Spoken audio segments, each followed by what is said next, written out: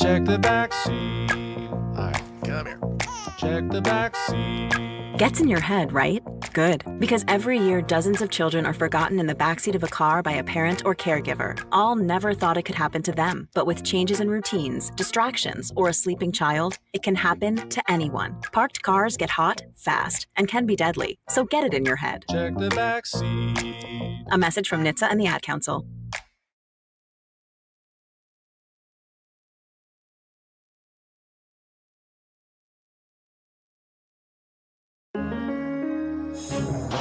Crossover. Oh, killer crossover. Just crossover. It just crossed him over nastily. Another victim to the crossovers. Cross him up and sit him down.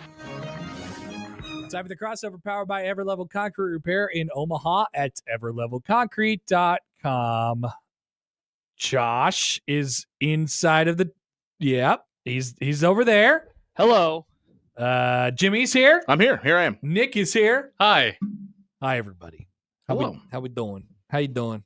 I'm great. How are you? How's Joe? Did you talk to him before you stole his office? No, I've texted him, but I have not seen him yet today. Wow. So that's not good. I hope he's doing fine. Do you think he knows you're there? Yo, yeah. Okay. Yeah.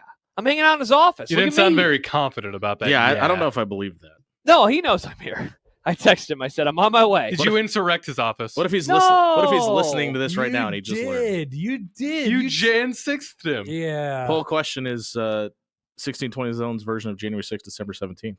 Wow. Is it? Is it? Yeah, wow. Wow. It could be. Very much could be. A lot of people commenting in the comments about the tree and the location of the tree. I loved Stibbs' comment because I read it in the voice from Christmas Vacation. My tree. My tree. My tree. What happened to my tree? This has been gone all day. The comments on the morning show today were very concerning. Very concerning. Like the People- comments in the comment section?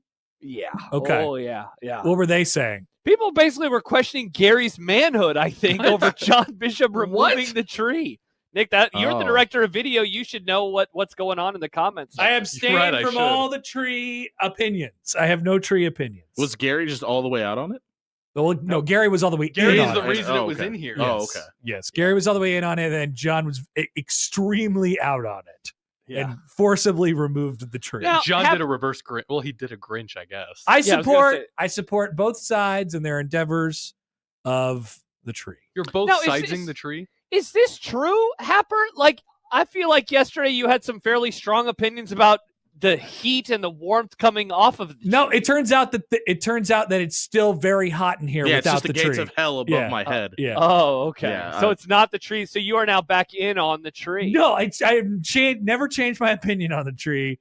I Nick? just Don't put on the internet that I changed my opinion on the tree. Thank you, Nick. I appreciate that. That's exactly what I'm saying. Interesting. I thought Well, it was kind of funny when Gary and Matt put the tree in here, and then I thought it was really funny when John removed it. You were a little complaining about the heat. Oh, the tree so Yeah, hot. but it turns out I was Oh, wrong. tree It makes so wasn't. hot It in here. wasn't. It was not. It was not the tree. What was John's Interesting. reasoning for removing it? He There's just not was enough room. He was- It doesn't need. It was right on him. He was very annoyed by that. I put like 5 high schoolers in here every night. Like, there's plenty of room here for a tree. Are 5 high schoolers equal to 1 Christmas tree? Yeah. Poll question. Sam's Jimmy Allen out of context. I put 5 high schoolers in here every night. Nice. Sam Sledge has been in this room, and I guarantee you he's bigger than that Christmas tree by himself. Oh, That kid is wow! huge. Is Sam Bring Sledge back bigger than a Christmas tree? Bring back the tree. Is Yeah. that what I'm hearing right now? Will I return to the studio tomorrow and the tree will be back Jimmy in has our more studio? opinions on tree than I could have ever imagined. John Schreiner, your co-host tonight, famously always wears a Christmas hat around this time of year. Have you guys ever worn a Santa hat to an event? I don't think I've ever Yes. done that. Yeah. Somebody asked me to put a. Is somebody echoing? Where's that sound coming from? I don't hear anything. I don't hear anything either. Okay. All right. Somebody asked me to put a Santa hat on. Oh, I did like a Where's Waldo at a volleyball game, and I put Oh, a nice. Santa hat. Okay. So I did Okay. that. I don't think I've ever actually worn a Santa hat. Wow. Maybe Oh, you should. maybe You I should should. try it. See if you like Just it. do a little swapsies with John. Don't Yeah. want to mess my hair up. You know that you're always wearing like Creighton stuff. They have like blue Santa hats. Do they? You could be blue Santa. Is it still a Santa hat if it's blue? That's the question I was going to ask, Nick. I think so. Santa's hat has to be red. Then elf hats are green. You don't think Santa has a blue shirt? No. Jimmy, Dan Campion, your producer of After Hours, says, "Did Jimmy mute his computer? Is that where the echo is coming from?" Does the red X through my my mic button with unmute underneath it mean I muted it? Yes, If that's the case, You're then muted. yes, I did. Also, it shows on the screen, Dan, that my mic is muted. Where does it? Where do you think it's coming from? Yeah, it's Happer? not emanating from this room. It could be. I don't know. It could Is be it me? It could be something to do with. I you. don't hear anything. Is it me? Maybe I'm making this. This is great live radio. Maybe Oh. Hello. maybe I'm Oh, making that's this- some ASMR, Josh. As Chris points out, indeed it was. Indeed it was. Indeed it was. Nigga, you turning up the thing? All right. Well, let me scroll down. Indeed it was. Indeed it was. God, what an Why is- all-time moment. Why is it so awful? Hey, speaking of things that we say on the air a whole Oh lot. yes, In case please anybody's get to wondering, this yes, email. I cringe every Yes. time I hear this. By the way. All right, so we good. got it. We got an email. Oh, you know what? Now I hear that echo too, Happer. Interesting. Where in the world is that coming from? We got an email though. Every host on the Zone, and let's see, also Jimmy and Josh, but no Nick Grim. Wow, tough Sad. look, Nick. Sorry, Nick. So Jim writes, with 2024 review lists all the rage on sports talk this time of year, I thought I would contribute one of my own. No snark intended, just a little reminder of the vocal traps we all fall victim to. Mhm. The most overused phrases on 16/20/2024. And the awards go to. Gotta be. Triggered. Yes. Nice. Handshake meme. Yes, Jimmy, and Yes. banger. Okay, so I saw this email from Jim earlier, and then Must be nice to see the email from Jim. Yeah, sorry, Nick. I you work were here not too, e- Jim. Yeah, I don't think tough look for- Jimmy got this email. No, wait, either. I was like, wait, I don't have said email either. Jimmy Chavez was the Jimmy Oh, that okay. was included on this email. Spelled incorrectly. So I saw this email earlier, and I had proprietary access to it, unlike two other people in this room, and I'm very happy about that. And I tried to trace these phrases back to their original, like who started this. I did that. I did that. Okay. Undoubtedly, I can pair Gary and Banger Yeah, together. yes, agreed. And Josh Gary Peterson, uses banger. all the time. Josh Peterson is obviously guilty of handshake meme. Oh yeah. But that has spread. That has It has. I feel like I've You're a tr- infected you're a everybody. trendsetter. It is spread. I say it in Yeah. my everyday life, and I hate you for that, by the way. That's awesome. See, now that is when you know something is good. Is when you start telling that, like, to your grandpa. You're like, handshake meme, grandpa. He's like, what? What's a meme? And triggered is just like that was Ubiquitous. almost yeah. That's part of the That's zone. good word. I good do word. feel like that is a Josh Odson-esque thing. Triggered was here way before Odson. Okay. Triggered. Just to add back into the equation, I can hear the echo now too, so it is spread. Perfect. I cannot hear I the don't- echo. I don't know what's happening, but it literally just started Maybe coming it's through. coming from Nick. Maybe it's coming from Nick. All right, some other possibilities here in the YouTube comments. Yeah. People forget that Oh, one people- could be traced to me. Mm-hmm. People forget about folks? people forget. People forget about people forget. Folks. Folks is for sure in there. That's yours truly here. When I stole that from Joe Tessitore, who said Texas is back, folks. People forget. Many moons ago. Rent free. Rent free is not one that I feel like just comes up in casual Yeah, conversation. I don't even think that's honorable mention. That's a bad take. I say it to Jack Mitchell, and then Jack just gets mad. Yeah, we just say that so. to trigger Jack. That's all that is. Mhm. J-Man says topic alert. Topic alert is a great thing. Topic alert We love is topic. awesome. If there's a New Year's resolution for me, I'd like to say topic alert more in 2025. That's gotten between it's a great March resolution. between March and now. Topic alert. Oh, there's the echo. Has really blown up. What is happening? Why is it coming from different people at different times? Yeah, It is weird. because I don't hear it anymore now. Nope, I see. Yeah, I same. hear it now. Wow. It's It's definitely- just moving around our headphones. It's definitely a Josh weird. Peterson situation. Yeah, But I think It's this is my you. fault. Yeah, it's or something on the board. It It- has to do with you being remote. I'm almost sure. I just turned off my microphone, and I'll turn it off again. Oh, Duncan with a great point. Many are saying is definitely an ism of 1620. Oh, I love many are saying. Have you seen? Oh, Duncan, have you seen this? Have you heard about this? Have you seen this? I Have you think we heard can about give credit this? to Stibbs for that one. Though, no, maybe not. Maybe Stibbs didn't like Have You Seen This? Have you heard about this? I can't remember anymore. But once it I love becomes many are saying. once it becomes a thing, like then all of a sudden it works its way in the conversation. Many are saying, Yeah. "Have you seen this? Many Have you are heard saying. about this?" Jimmy asks Nick, do you still have the Old Dominion from Nick Baugh? Do you want to go into Segway, Nick, and look up Old Dominion? Yeah, it's on here. I think it's on mine, honestly, because there's some stuff that Josh just like rolled over. Yeah, it's definitely in there, 100%. Oh, Justin says that I'm delayed. Yeah, That's what the echo is. That's not good. Old Dominion. Nice. I don't think we say Old Dominion too much, if we're being honest. No, that's just what Nick Bott says. yes, that one time. Carson, the mysterious moving echo of 2024 sounds like a B-rated horror movie. It does. That's The less than a echo, B. it follows us everywhere. Is it the murder snail? Has he found his way to you? Is that what's happening Oh, here? good I missed Lord. the murder snail. He's listening on the app and he's found you. It's like a Josh disease. Peterson. If someone else tells you about the echo, then you hear the echo. Oh, Happer, watch out! Yeah. Well, I was the person who originated the echo. I was the one who said it first. I am Patient zero. patient zero for the echo. I was just making Hank sure. writes, Just make sure it wasn't my computer. I was just double and checking. I just It's heard it definitely not. myself. Yeah. Hank says, I have an opinion. I have an opinion should be on the list. Hey, there's another New Year's resolution happer for 2025. Do more. I have an opinion. That's a fun I segment. love having Your show is fantastic, and you've done many a great things. Thank you. I have an Wow. I have an opinion. Might be at the top okay. of the list. There you go. Oh, okay. Oh, but you don't worry. hate- I was giving your flowers for a reason. I But wasn't you just being hate nice. what's for dinner? Yeah, I like our listeners' opinions. I'll tell you what. Like, I don't care that you're eating rice for the 46th time this week, Nick. I don't eat rice. I'm in a relationship. She cooks food. It's like that. Wow, interesting. So you're just in a relationship so she can cook for you. It's like that. got it. It's like that Yep. line from Game of Thrones. If you have to say you're the king, you're not the king. If you have I'm to not say saying I'm not a king, if you have to say you have a girlfriend, Nick, do you really have a girl? what'd you No, have for dinner I last told night, you. Nick? Last night it was like this chicken and rice broccoli casserole. Oh, so you had rice again? Weird. with chicken and broccoli. Very interesting. There was hilariously rice in that. Yeah, there was. Cena, I don't eat rice. I'm in a relationship. Quote Nick Grum.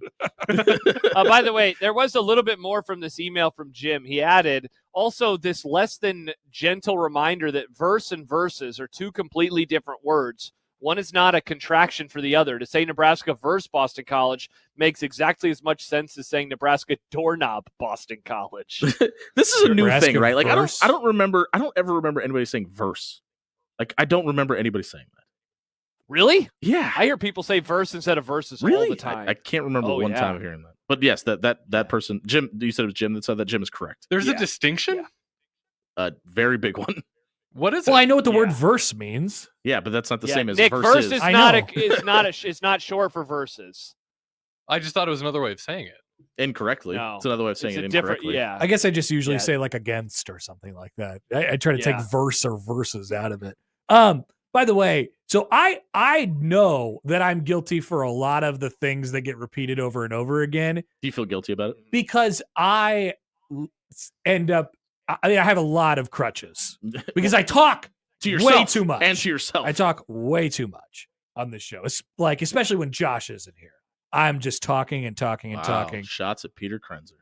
Peter, talk more. It would be amazing. You just talk and talk and talk. Otherwise, it's just me talking, and then I end up going back to the same thing. So Alex says, Happer says, and things of that nature. Absolutely. I have 100 of those little crutches that That just can take be- up 5 seconds at a time. See, that's like the echo. I feel like that started with Sipple and then it infected you. That feels like a Sipple thing. Things of that nature? Yeah, that feels like a thing that started I with think I Sipple. say that a lot. Mm. Is that a Things sports of that talk? nature. Is that a sports talk thing? Or a radio I'm trying to thing? remember where Things things of- of that nature comes from. I feel like I've heard somebody else say that before. Back Now to I Jim's can't figure out original email though. Do we need to do an award show at the end of the year every year on this station? Well, Award shows are well- overdone, but are we just late to the we don't party? have and much haven't done time.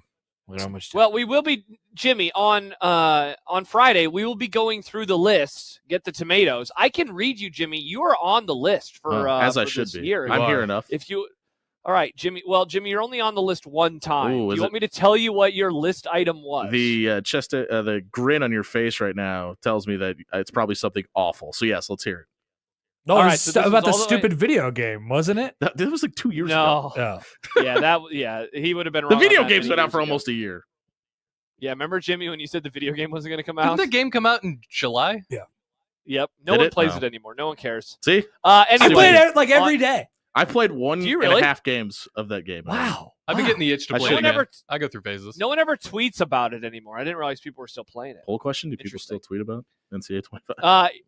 January 16th, Jimmy Allen wrote, Aaron Jones will not rush for 100 yards. Brock Purdy will throw 10 fewer passes than Dak Prescott. The 49ers Oh. will win by double digits. Oh, I remember I- that. This was during the crossover. I do I this. remember that. I don't think one Yeah, of those things happened. By the way, Correct. You were, and the Oh, for Packers almost beat the 49ers. Yeah, it was really close. almost doesn't Yeah, count. you were buddy. really, almost you were doesn't really count. confident. You were really confident in that game. And now the You Niners were. suck. Yeah, they don't suck. They're hurt. Big difference. They kind of suck. They're kind of falling Yeah, apart.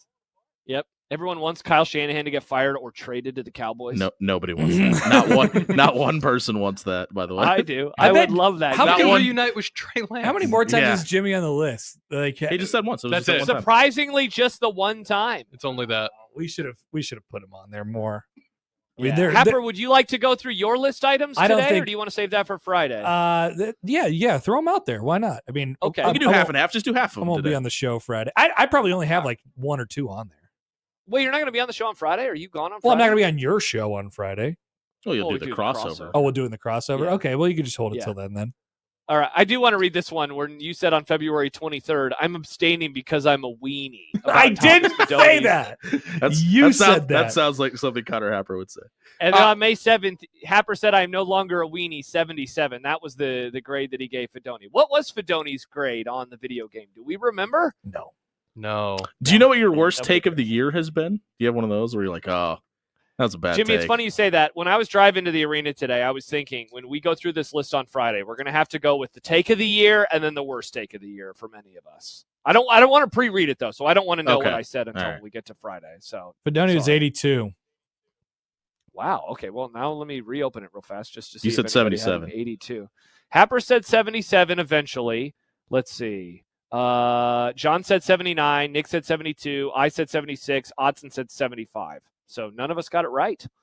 John was closest too. Tough look for us. Very tough look for us. Very tough look for us. Yeah.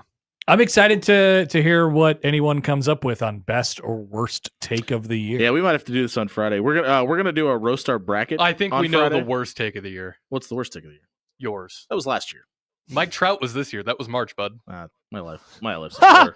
Wow. Why do you have the date bud? memorized? Because Yeah. that Hey, has pal. made it into the best. Hey, house. pal. Nice. I was gonna say you've been saying that Mike Trout is a bust for more than a year.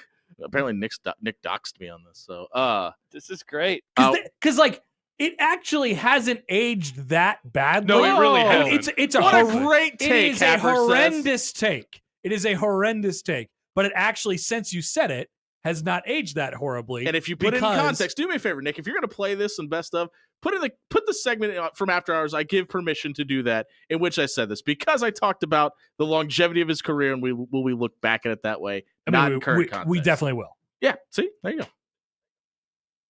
I did not agree with you just then. I know. Make sure you put that in the best of too. Dan, John, and I did a preseason preview of what we thought the college football playoff bracket was going to look like, and we're gonna roast. how'd that go? We're gonna roast those on Friday. Surprisingly, Dan Campion had Wyoming playing in the college football playoff. They won 2 football games this year. That will make the list Oh, of things we no. discuss. Oh my. Dan, why in the world did he put Wyoming in the playoff? That's weird. Well, yeah. What was the reasoning there?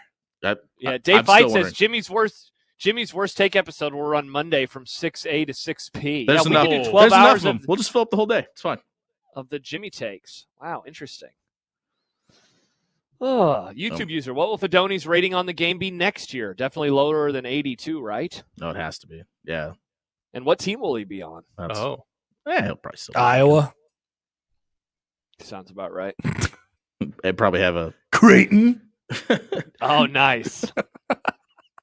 They don't have a football team. People forget. No, they did at one point. They're worse than Alabama, though. Exactly. All right. I don't know. Anything? Was there any other phrases that we need to mention that Jim wants us to rid ourselves of? I just love that Nick learned that verses and verse aren't the same thing. I had no idea. I was actually sort of on the same page as Nick. Like, I know what the word verses is, and I know what the word verse is. I've just always heard people say verse, and I've never had a problem with it. I Yeah, remember- it doesn't bother me either. I know it's incorrect. What but I is don't the care. difference then? What A is verse- the difference? Nick, a verse, think about it like a song, right? Like, Or a you know what Bible a verse verse? Oh, is? yeah. Okay. They're different words. Yeah.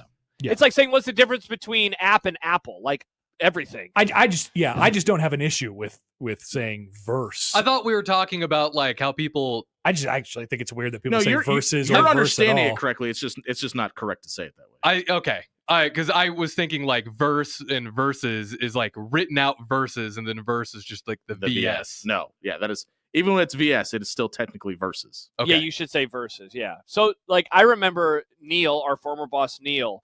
I was in the car with him one time, and he was like, Don't say verse. You sound like an idiot when you do. Because we were listening to a show and somebody said verse on the show. And he was like, don't say that. And I was like, oh. And so I learned something. And that was a decade ago. And look at me now. I say you've verses. never done it And since. now I've learned it. And now Nick has learned Everybody's got one of those little things that someone just drilled into your head 15, 20, 30, whatever years ago. it. And you'll never forget and it. you'll never forget it. Well, you said you have many crutches. What do you think is your biggest go-to crutch? Oh, I probably, my whole show is only crutches, probably. Welcome to the Crutch with Yeah. Connor Happer. Yeah, there you go. the Change the crutch. name. Change the name of the show. There you go. I've been wanting to do that. Crutch time with Connor Happer. There you go. Crutch, the Crutch Boys. There I'm you trying go. to figure out what mine is. I would love to know what somebody thinks my crutch is. Probably handshake meme. Is that a crutch or is that just like no, a bit? yeah, Yeah, that's a not bit. I think the answer to that Yeah. question is yes. I think it's a little bit of both. I don't think I it's don't think a it's crutch. a crutch. That doesn't No. make any sense to be a crutch. Well, Yeah. if he's having trouble articulating them agreeing on something or how to word that, you go to that as the crutch. I definitely say it on purpose. It's not. It's definitely not. It's definitely That's what not I'd say a if crutch. I had a crutch too, Josh. It's a great comment. Are you saying you're crutchless, Jimmy? No, I'm definitely not. I do it a lot too. Okay. What's Jimmy? What is your crutch, Jimmy? Me Mike and, Trout's a bust. yeah, definitely. That person. If I can't figure out like what stat line to go with, they're just a bust. Mike Trout's a bust. Said it We one were time. talking about Matt Rule, Jimmy. Yeah. What does that have to do with anything? Matt Rule is the Mike Trout of college football. John Trout has thrown some of those out there where I'm talking about somebody failing at things. He's like, oh, are they the Mike Trout of fill in the blank here? That's fine. Nice. That's Wow. a good bit. John. It'll live forever. Jeff says Jimmy's crutch is awful takes. Oh wow. Many are saying. Hot Danger says adding the boys to everything. Again, is that a crutch or is it just me doing a bit? It's a fun bit. I feel like Yeah. I feel like The you're crutch looking boys. at your crutches as bits though. Like No. your So crutch is a bit. There you go. So here I can think of like when I called basketball games in my early broadcasting days. My dad and I were rewatching one of them, and there was a word that I used to describe every made basket. He was like, "You sure do say that a lot." So then Swish. I don't think it was. I wish I could remember what it was. You know, like not no. Cans it. You know, if no offense to Warren Swain, if you go back and listen to any Nebraska games from 99 or 97 through 01, every receiver made a grab. He makes the grab. Every Yeah. catch was he makes the grab. It was never he catches the ball, he gets to. No, he makes the grab. snares it. That's Yeah, a crutch. He makes the grab. That is definitely a crutch. Feels like somebody just brought 15 Christmas trees in here. Just got 30,000 degrees hotter than Yeah, Oh, this no, it's warm? a constant thing, Yeah, it's- wave throughout the day, and then it cools down. I might have to take off the hoodie. Hey Josh, have you worked the hoop and the harm into one of your basketball Oh, the hoop and the broadcasts? Because harm. I think that No. was the last time I was on. We had this discussion. That's an and one, right? Is Yes, that an and yeah, one? yeah. Okay, I'm gonna try to. Because do you and that I had tonight. never heard of it. I and we were still coming can't up with believe different. that you guys had never heard. and we were of coming I up with hadn't either. different things to call a hoop and a harm as well. I'm young though, Happer. I'm not 100 years Yeah, that old. is an old thing. We it. discovered You guys that are all too. older than me, except for Nick. Yeah, Yeah, I'm younger than you. I had never heard that before that day. Yeah, I'm sorry. And I guess I just listened to basketball on the radio. And since then, I think I've heard John say it 3 times during a Creighton game. All right, I'm gonna try to work that in on the game. There you go. You have tonight. you The have hoop one and job. the harm. You have one job tonight, working the hoop and the harm to the broadcast. Oh, Josh's word of the game. and I you're think I can make that and happen. Josh, you're just on radio tonight, yes? We are just ready. That's why I'm wearing a quarter zip. So today, you're going to man. be saying a lot of words. 1180 the zone. Yeah, Schreiner and I, 1180. It's going to be a great time. Are you going Jimmy, to work in Solo handshake Boy. meme? Do you want me to? Yeah, Do we work need in to do handshake Josh's meme. word of the game. Let's see how many of your bits you can work into the broadcast tonight. Hmm. Handshake meme. People forget. It's going to be hard to work in the boys into it. The 3-point boys. Well, It's a girls' game. yeah. it can be It's a gender women's- neutral. It's a women's game. It is a Nick. women's game. Yeah. I don't want to say Lauren Jensen and Molly Mogan. You can say you and John are the pointer boys. three-pointer You can boys, say yeah. you and Might John be are the tough. broadcast boys. There you go. I could do that. I could. Who's the producer tonight? Is it Joey? It's Peter Man. Peter. man. Yeah. All right. Well, maybe we'll talk to Peter about doing a word of the game. Mm. Charles says, "Can we get a bit counter for tonight's broadcast?" There you go. Say all of the bits you can. Keena, the women's basketball boys. I mean, That's what John and That's I are on the perfect. call tonight. There you go. Okay. It's an We'll see option. what happens? Yeah, Friday's going to be fun. I look forward to looking back at all the things I got wrong about, though. All The end all of the 6 year. of them. Can you? Wow. Can you believe it's the end of the year? This is crazy. It did fly by. Somebody said that earlier today, and I was like, yeah, it feels like yesterday was January. it was a quick year. Was it? Yeah. I thought so. I'm surprised you don't feel the same way having your first kid. I feel like when we had man, that's what it is for me. 3 kids, life goes by quickly. I feel like she's been around for a long time, but it was only August. See, that means it's flying Yeah. by. I think. Or does that mean the time is crawling? I actually think it's going slow. It feels like she's been around for longer than she has been. I can't imagine my life without it. Yeah, my wife and I were just having a discussion the other day. Like, we don't even remember what life was like before kids. Right. Yeah, it feels like it's completely different times. Yeah. No, I think this has been a normal paced year. I think it's flown by. That's my take. This 2024 was normally paced. My friend broke his ribs at the beginning of the year. We were talking about that. I was like, wasn't that like a couple months ago? And he was like, no, man, that was like January 2nd. I was like, oh, there's always like a split. Maybe we should change the calendar. Maybe we should make New Year in July. You think the Romans got it wrong? Because that's when it feels like the year really splits, right? Or like the end of March or April would make more sense because it's the beginning of spring. You're split as far as how we look at it in sports. Like you're splitting a basketball season over 2 different years, calendar years. And so it becomes sort of confusing that way. So are we double the age that we are now? Am I like 72? No, you don't have New Year twice a year. You just move New Year to July. Okay. Stibbs asked an interesting question. Like when the YouTube chat, academic year starts for colleges, July 1st, when the new academic calendar starts, or when the new athletic year starts. You want Chinese New Year? Yeah. Is that what they do? Yes. Let's do it. No, that's never mind. That's still January. No, well, it's in cycles, Nick. It is. Okay. Yeah. Well, it starts in June. I don't know anything about any of that. Stibbs wants to know: did my wife make the most said things? But I feel like you've done that less since you got married, Josh. You feel like that's Have I? I think so. Oh, I don't feel like it. I think I still say it a lot. My wife. I think he says it a little more because he can now. Because I'm married. Shout out to marriage, People baby. forget Josh is married. Yep. People forget. YouTube user, here's a crossover topic alert. When will Mount Happer first make an appearance? Dude, there is not a whole lot of snow in the forecast for Omaha. I've been looking at this, and I'm getting concerned, Happer, that we might not see it until the new year. I'm not concerned about that. Under 3.5 snows on the season. What is it? What qualifies as a snow? More than 2 inches. Over. I'm gonna go under. I'd say that's pretty common, right? Yeah, I think the that's over not is a whole common, lot of but snow. We usually get a snow by now, so I'm gonna go under. I don't know. I could recall some brown Christmases. We didn't have any snow for Christmas last year. Yeah, and then remember January? Yeah, January Matt- sucked. Yeah, snow that's when Mount usually- Happer showed up. The snow usually comes lately. It seems end of January and into February. April. Yeah, Sometimes April. remember last year, Jimmy, or at the beginning of this year, Jimmy, you and I were doing We the almost show died. Yeah, from home for the national championship. Oh no, Hey! I was thinking about the day that we drove in when it snowed, and we both almost got in a car accident like an hour apart from each other. Yeah, when we were both sliding around. That was you crazy. slid down Dodge Street. I slid down 72nd Street. By the way, I still don't know how I missed that car. Happer, here is the hot danger. People forget Josh's divorce Sipple from a few years ago. Yeah, shout out Sipple. Yeah. So Happer, here is the commenter that was discussing the Christmas tree earlier. Captain has entered the chat. So let's get this straight. John, anti-Christmas bishop, took the Christmas tree out of the studio because it made him uncomfortable, and then doesn't show up to the studio the next day. Yeah, that is Sounds like a triggered Gen Z. Nope. John finally joined the war on Christmas. War Welcome, on John. Christmas. When Fox News talks about the war on Christmas, it's now going to be a picture of John. It is a little weird that he took the tree out when he wasn't going to be here, though.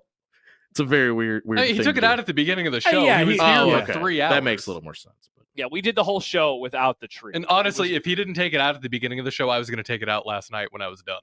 Yeah, it was not because going you hate to. Christmas, or No, Is- because it takes up too much space and looks bad on camera. Is as Captain- the director of video, that is your job, Nick. Maybe Captain is Gary's burner account. So Gary is actually mad at John and just going to yell at him through a name Captain. I can confirm he's not. When I filled in with Gary the other day, Captain was typing into the YouTube chat consistently, Nebraska will beat Iowa on Friday, and did it like 56 That times. sounds like Gary. And Gary was not touching his computer at the time. So Maybe use okay. his mind powers. Hey. Well, we still haven't Cap- proven that you're not Theo or whatever. Yeah, it's Yeah. true. that guy Yeah, remember when comments Jimmy all was the like, time while I'm sitting here. Remember Where when is he? Remember when Jimmy was That's like, true. He's not in there. I've met him, and then I was like, oh, when did you meet him? He goes, No, I said I met his- haven't. I said I met his haven't met him. co-host at the Nebraska Podcast Awards. I never actually met Theo. I met the other guy that does the Husker Army podcast. What's the other guy's What are name? the I don't podcast awards?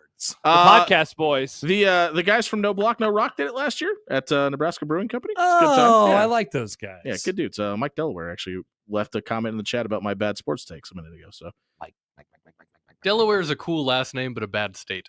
Wow. That's my take. I don't like Delaware. it's a weird take, Nick. You've probably never been, Nick. I've been. I've been to Delaware. I've been to Rehoboth Beach. And you just didn't like it? There's nothing going on in Delaware. It was the first Jimmy state. That's Jimmy Palmer says that he's in Delaware, Nick. I'm sorry, Jimmy. Get out of there. Delaware. Stop being in Delaware. What's wrong with Delaware? It was the first state and then nothing. Poll What question, else has is there anything Delaware going on done? in Delaware? What have they contributed? There's nothing going on anywhere. What's going on in What is Nebraska? anyone responsible for? What's Nick, they going probably- on in Delaware? They Wade probably have Boggs a was college born in base. Nebraska. They have Nick. Delaware probably has some college baseball. Maybe you could talk about that in wooden bats and rubber hats. Yeah. Maybe I'll adopt a Delaware team. The for Blue that. Hens. The Blue Hens. Yeah, there you go. They're in there. I think we got to get this echo thing figured out by the rest of the show, Josh, because it's getting progressively worse. It is. Yes. I mean, we can't do anything about it. Why is everyone saying they're in Delaware? Yeah, I was like, wait. I was like, I don't believe half these people now. Well, cool. All right. You guys, good luck with that echo because it is quite bothersome Yeah, once it's you think brutal. about it. That's for By the sure. way, I would like to respond one more time about the Christmas tree because Captain says, "Where is it?"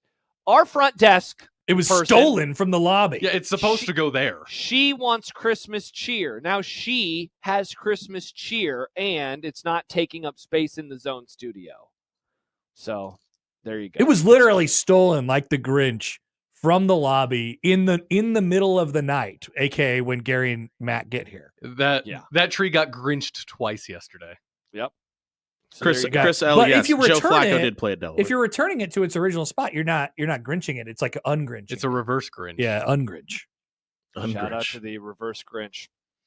All right. Well, that was the crossover powered by Everlevel Concrete Repair in Omaha at everlevelconcrete.com. Jimmy says I get so many laughs from y'all. Well, let's hope that we continue to deliver the laughs. Making you laugh all the way from Delaware.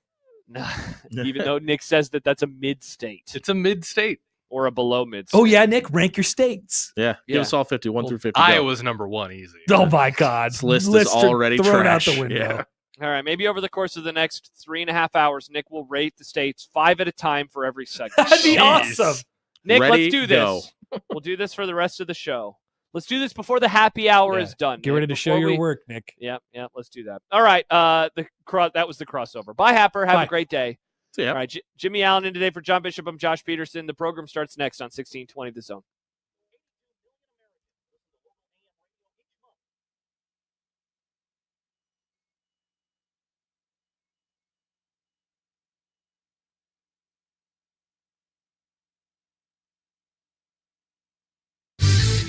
Your Omaha area forecast from the Godfather's Pizza Weather Center and KETV News Watch 7.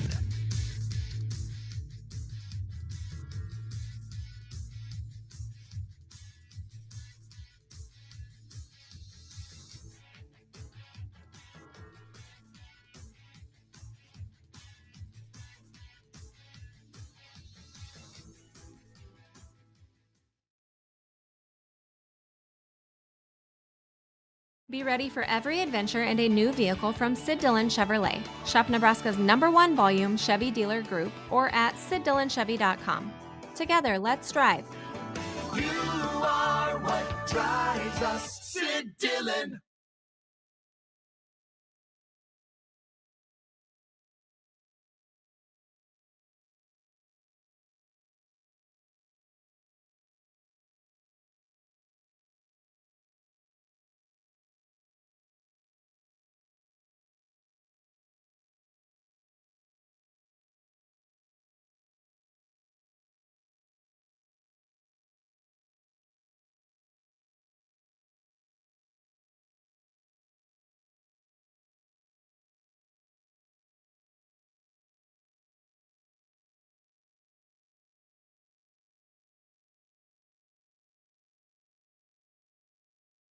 Walking into 42 degrees can be like a kid visiting the chocolate factory for the first time.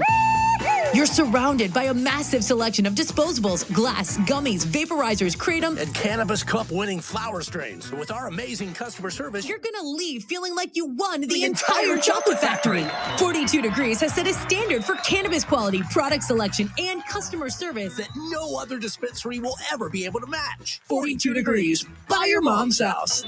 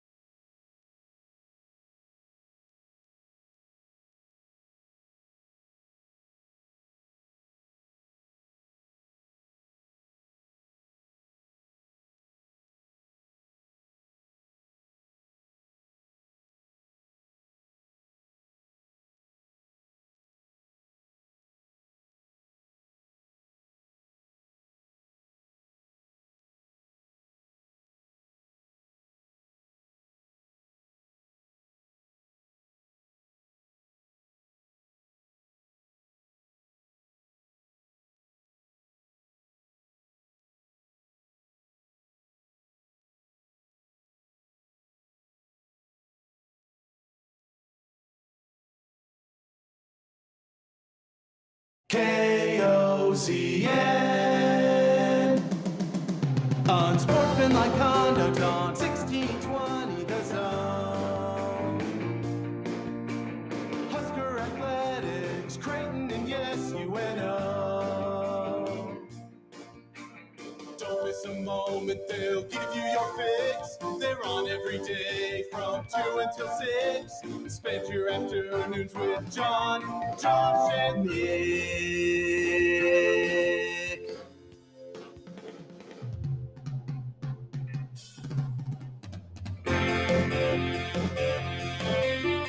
John, Josh, and Nick.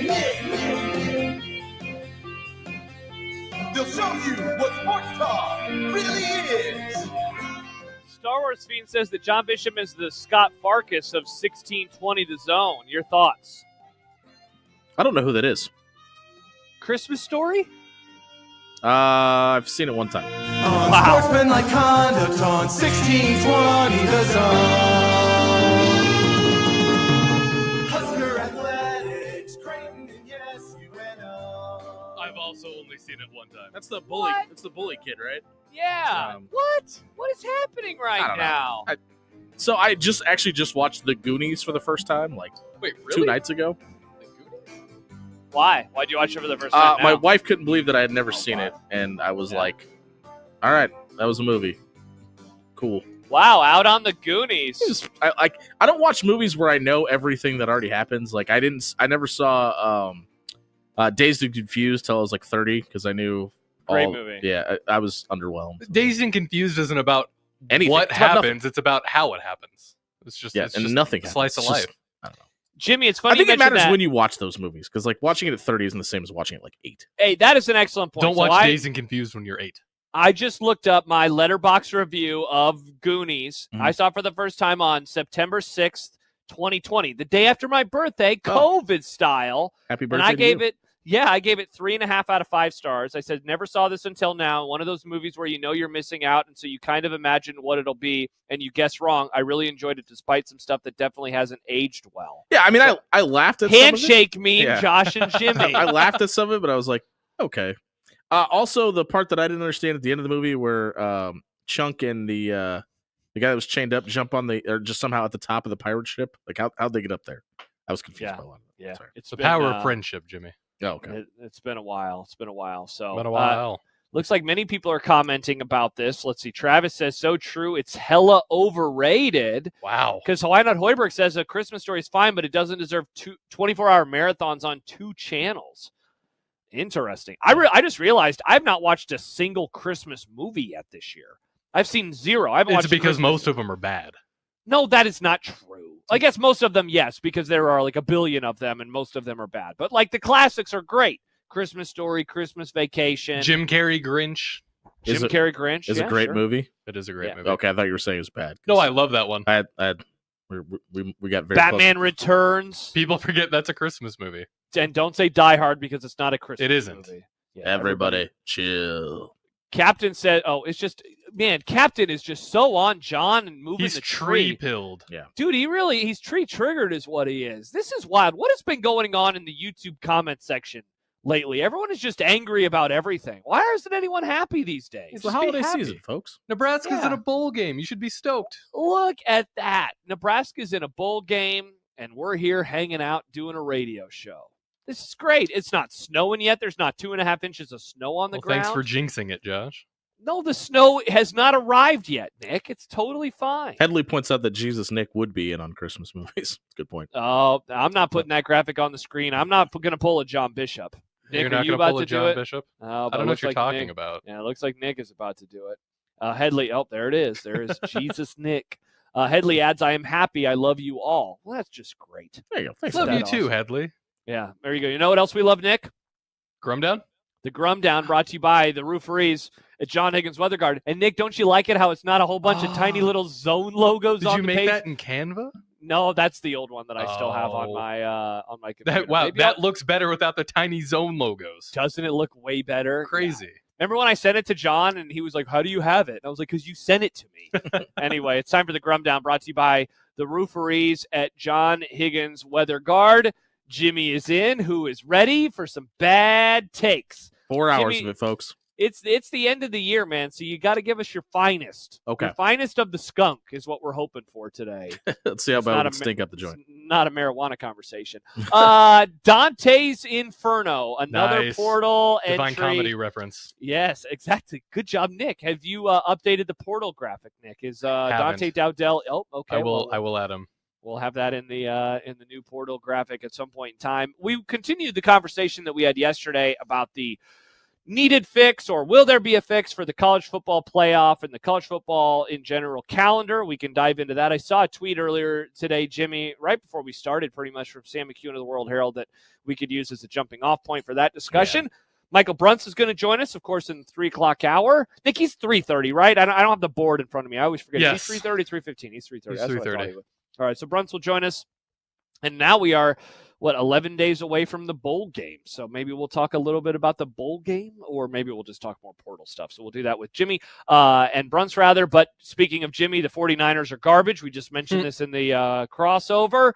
But who is the NFL favorite right now? This morning I was looking through the top of the league on both sides in the AFC and the NFC. And, boy, questions abound about every single team. A down year for the NFL. Midst. Or is it a great year because you don't know who's going to win the Super Bowl? I mean, from a talent standpoint, like overall teams being good standpoint. I think it's a pretty down year. Which is wild because, well, I don't think I'd argue with you too much. In the NFC, there are 3 teams that are 12-2. In the AFC, there is one team that's 12-2, another that's 13-1, and then like a 10-4. So, like, we have really good records, but I don't think you'd get a whole lot of pushback about where the league sits right now. Titans, Jags, Raiders, Giants, Bears, Panthers. The bottom is that is my response to that argument. Yeah, the bottom is definitely bad. More games in Kansas City. Tom Chattel says that this should be the beginning of a new trend for Nebraska football. We can talk about that a little bit later on. It is a Tuesday, so of course it is time for us to go to the hot take market. I cannot wait to find out what is at Jimmy's store for the hot take market for college football and or the NFL. Steve Sipple will join us, of course, in the happy hour. We can ask the question of Sip that we discussed yesterday. Does this game matter for Nebraska versus Boston College on next Saturday? I don't believe it. We'll ask that. And Scott Frost, oh no. Some news in relation to Scott Frost and the staff that he is putting together at UCF. 402-951-1620. What was that, Jimmy? Before we get to all that, can I, does 2025 have the ability just to be the weirdest college football season of all time? Frost back at UCF, Rich Rod back at West Virginia, Bill Belichick at North Carolina. There's just going to be weird scenes that you probably would have never had on your bingo card for college football in 2025. Yeah, it is certainly going to be a wild one. Maybe something else we can tap into a little bit later as well. Mention the phone number. This is 42 Degrees, the Source hotline. By your mom's house, you can always hit us up there. You can call us. You can also shoot us a text at that same number as well, 402-951-1620. And I just realized, Nick, that I forgot to look at the text machine during the crossover. Sad. Portal People's updated, by the way. Here we go. Let's see. Some comments from folks. Venmo Chris texts in. There's nothing to be happy about, Josh. I'm poor, depressed, a Nebraska fan, and I have to listen to Jimmy Allen for 3 more hours. LOL, kidding. He's fine. Well, you can control 5. One of those things. 5 more hours. We got after hours efforts. Thank you, Jimmy. You're for welcome, reminding Venmo us. Chris. Yeah. We are on until 8 o'clock. Text from the 757, Nick. Nick is a mid person. Don't know what that's about. Maybe probably is 757 a Delaware area code? Virginia, actually. Oh, why are you defending Delaware? You're better than that. Pedro points out, Nick, hi guys, how about President B from Delaware? President B is from Delaware. Ever heard of Joe Biden, Nick? Delaware did that. Delaware did do that. Yeah. So those are the texts. You can send us texts throughout the show at 402-951-1620. One more. LSD Will says, usually a delay/echo is an improper mix minus, a.k.a. operator error. Nick, your thoughts? It's not on our end. It's not on our end. It has gone away. Is there a chance it was Happer? No. Okay. No, it's the connection. It's me being away. It's me being away. So sometimes it happens. You can't win them all. Yeah, you can also find us on the JTech Construction Zone Twitter feed at USC 1620, at Josh Tweederson, at Grim and M, and at Jimmy Allen 1620. That's me. You can find us there or into the Equitable Bank inbox. Josh at 1620thezone.com, Nick at 1620thezone.com. Nick at 1620thezone.com. Send me Jimmy, emails. do you have a I zone don't. I'm not email a real yet? person. Well, that's a bummer. It's only been 6 years. You can email Jimmy somewhere. Yeah.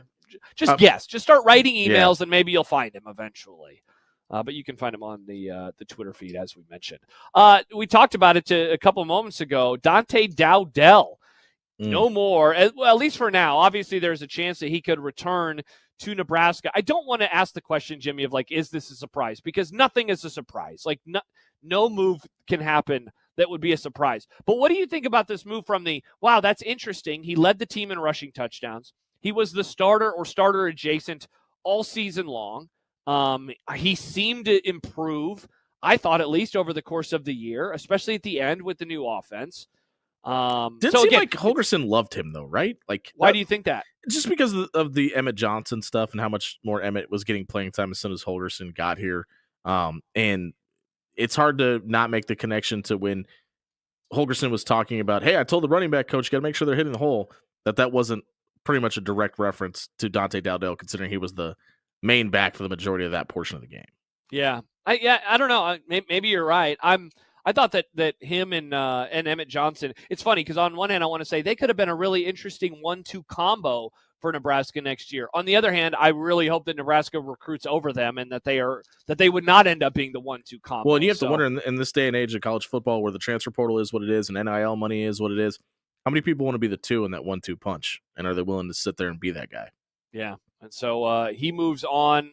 He is one of the players, now that has transferred twice in as many years. He began his career with Oregon before coming to Nebraska. And again, a solid season. He had more than 10 rushing touchdowns. He was always the guy at the goal line. Outside of like trying Carter Nelson a couple of different times, maybe trying Heinrich Harburg in the shotgun formation. But Jimmy, if they handed it off to a running back, it was pretty much Dowdell every single opportunity that they had down there at the goal line, even after a nice long Emmett Johnson run. Star Wars Fiend says Emmett and Dante were thunder and lightning guys. You lose Dante and Gabe, he's behind Emmett. He was definitely behind Emmett. Yeah, I wonder, like, Nebraska kind of at the beginning of the season really let Dante Dowdell be the tone setter, right? Like, he was the guy. I think about when he ran through Shiloh Sanders. There was games early in the season where it felt like they wanted to set a physicality standpoint, and they went to Dante Dowdell. And then as the season kind of progressed along, he wasn't really that guy and that much of a game changer from that standpoint. I wonder how much of that kind of affected his decision in doing this as well. Well, yeah, if you look at over the course of the season, he ended up with 143 carries, 614 yards, 12 touchdowns, 4.3 yards per carry. The most rushes he had in a game all year was the Illinois game. He had 20 for 72. He never got to 100 yards. Now, I guess, Jimmy, I'll push back a little bit. In the first half of the season, and the first half of the season ends with the Rutgers game. That's the first 6 games. He alternated between 10 or more carries or 9 or fewer carries. If you look at the back half of the season, he had more than 10 carries in 4 out of the 6. He had 7 carries versus Indiana, then 14, 17, 8, 10, and 13. So it's like his production, he actually did rush the ball more times in the second half. Right, but look at specifically at those last 3 games, like the post-Dan Holgerson era, Emmett Johnson's your leading rusher in all 3 of those games, USC, Wisconsin, and Iowa. Yeah, that's definitely true. He had, I guess, so you're right on that. He was the leading rusher, but like just in terms of front to back for the season, he had 8, 10, and 13 carries in the last 3. So it doesn't look that different compared to the first part of the year. But when you look at this season, you got to split it up into 3 portions. The first half, because the way the schedule shook out. Yep. The next 3 games, because it was the pre-Holgerson era, and then the 3 games after that, because of Dan Holgerson's involvement in the offense. Okay. Well, God, I want to do the math real quick because, again, just looking at the numbers, I would say that the production is very, very similar. He had 3 rushing touchdowns in the Wisconsin game. He had 1 against Iowa. He had the only touchdown Nebraska had against Iowa. So he had 4 of his touchdowns. He had 33% of his rushing touchdowns in the final 25% of the season. So we're never going to get these answers, but I often wonder how much is the money factor really going into play? Like how much are recruits and specifically big time recruits? Because remember he was a top 150 guy. Looking at a place like Nebraska as can I go there, get some numbers, and put my name back into the transfer portal and try to get a better NIL deal? Because I think those are realistic conversations that are happening. But I wonder how much Nebraska is looked at as that type of program right now. Yeah, Jeff says probably points to Holgo liking Emmett Johnson a bit more. And for the The record, Oko? I like yes, the Holgo, the Oko. I like Emmett Johnson a little bit more as well. So, if you're gonna keep one guy and if you're gonna lose one guy, I would say that they made if they had any control over this situation, Jimmy, I would say that they got the guy that they want, right? Or are you a Dowdell guy over Johnson? No, I think for a couple reasons. I think Emmett Johnson is a better fit for Dan Holgerson's system, and I think that I think he's the better player. Where they are right now in their career for what Nebraska needs next season, I would say head and shoulders they got the better player. Yeah, and so here's the question before we finish up this segment, and I think that this kind of will lead into the bigger picture stuff that we're going to talk about, and that is this. What is the takeaway from what has happened with Nebraska's offseason so far? They're 2.5 weeks in since the Iowa game a couple Fridays ago. It feels like a lifetime ago. It does, man. There's been a lot of changes on the coaching staff. I think there are still more changes to come on the coaching staff. Obviously, the transfer portal has had an impact on things as well. Where are you at in terms of what the takeaway is and what has happened so far with Nebraska football since the season ended? I mean, I think there's a couple ways to look at it, right? Because there's to say that everybody that left and the guy saying that Jamari Butler is not a loss is a complete false. That's just not a truthful statement. Now, I don't think you could look at the overall exodus and say that's all bad because Nebraska needed to cut this roster down anyway, right? Yes. I am more interested about what happens on December 29th than I am up to any point of this part of the offseason, just because the bowl game will be over, and I think you're going to see a lot more guys going to the transfer. You're going to have to, right? Because they got to cut the roster down. So I think if you're the coaching staff and the fan base, for everybody that has left, I think you have to look at it as a necessity. But you also got to start making decisions on where you want this roster to be come January 1st and then thereafter before spring, right? Because there are a lot of gaping holes right now that, listen, you got to replace Jamal Banks and Isaiah Nair on offense, and we don't know what that's going to look like. And they still haven't added a receiver, right? So and I highly doubt that's coming through the high school ranks. So you're going to have to get some additions to the transfer portal there, and you're probably going to need 3 to 4 of them. Yeah. And then obviously you just lost Dante Dowdell, the kid that left Missouri to go to Ole Miss now. Quan Lacey obviously isn't coming here when you thought you might have a chance to get back into the equation with him after he decommitted Missouri. You already got one big time target from Missouri there. So I think those 2 weeks after the bowl game are probably maybe the most pivotal point of this offseason. Yeah, let me read these 2 comments from John the Troll inside of our YouTube comment section, and I'm gonna take them on face value, even though I know that he's just trolling because that's all he does. Says the takeaway is the influx and efflux of players through the portal, no improvement, thus 6-6 next year. Trust me on this. Yeah, okay. And then he adds, if Coach Rule was a vaunted Pied Piper and leader of young men, then you wouldn't see all these young players leaving the program. All right, so horrible take. You just hit on it, Jimmy. They have to lose players. Yeah. I saw a concern. I was bouncing around this morning. I was looking at Husker Online, and there was essentially a topic, and maybe it's from John the Troll over on Husker Online. They probably have to lose 60 players. It was essentially, oh my gosh, Nebraska's losing everybody. This is horrible. Are they losing control of the program? And as BA's Coaches Show just points out, John Jacobs doesn't know how the roster limits work. No, he does not. Or he does, and again, just being a troll. Nebraska has to lose a lot of players because they have to get down to 105 players. Just got a text from somebody that I trust. Well, not only do they have to get down to 105 players, they got to make room for people they need to add to the roster too. So it's 100%. Yeah. So that's why it's not just you got to get down to the 105. You actually got to get down to lower than 105, and then you got to add to get up to that number. But I got a text, Jimmy, from someone I trust that says Dowdell isn't getting a better NIL deal. He's leaving because Emmett Johnson passed him, and that is where I tend to be as well on this situation. If my read on the room is right, and I tend to think that it is, you got to bring in somebody else. Would you be surprised though if it's 100% all that though? Like there's got to be a little bit to the because I obviously a little bit to what to the money portion of it, because obviously Emmett probably used his leverage a little bit to get a little bit more money. That's why you throw your name into the portal. You come back to the same spot. It's smart. Everybody's doing it. It happens in business all the time. But I wonder how much. It would be really difficult to be that guy, to be just in this situation. It probably happens at different positions all over the country, but to be the guy at the beginning of the season, you're looked at it as the guy. You're the starter. To your point on third down situations, you're getting all the touches in the key situations. Now he's fumbled a couple of those key situations, but the guy behind you, quote, passes you on the depth chart, but also probably restructures his deal and gets a little bit more money than you. So I would hate to say that it's only because he got passed on the roster. You can't. The money equation's so big now that you can't say that's not the possibility.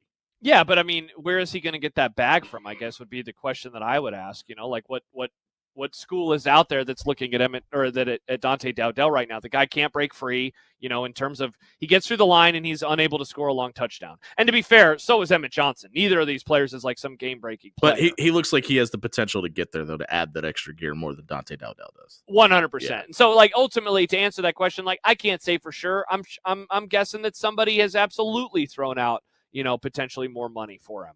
Will he actually be able to get that, though? And will that actually be able to be true? Jeff texts in. He says, Hap said a similar thing on his show, and he held up the concern sign.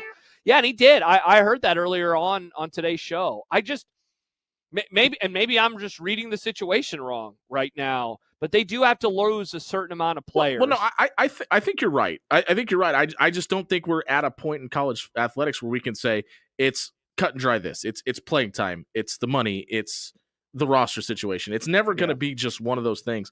College football has grown to this giant monster where tampering is just laughed at now. And you're never going to say it's never going to be cut and dry, black and white. I'm leaving or I'm staying because of this or that. It's going to be a mixture of all three of those things. Well, hey, that leads into the discussion that we can have when we return, and that is what in the world is going on right now. John and I had some discussions about it yesterday. I've seen a few comments today that we can talk about. There was a great write-up on Yahoo Sports about what is happening right now with the current state of college football, so we will get into those topics and more when we return. Jimmy Allen in today for John Bishop, who is on his way towards Washington, D.C., ahead of the first Big East game of the year for the Creighton Blue Jays as they take on the Georgetown Hoyas. That one tomorrow at 5:30. Pregame will start at 5 o'clock right after Unsportsmanlike Conduct. Nick Grim producing. I'm Josh Peterson. Unsportsmanlike Conduct rolls on next here on 1620 The Zone.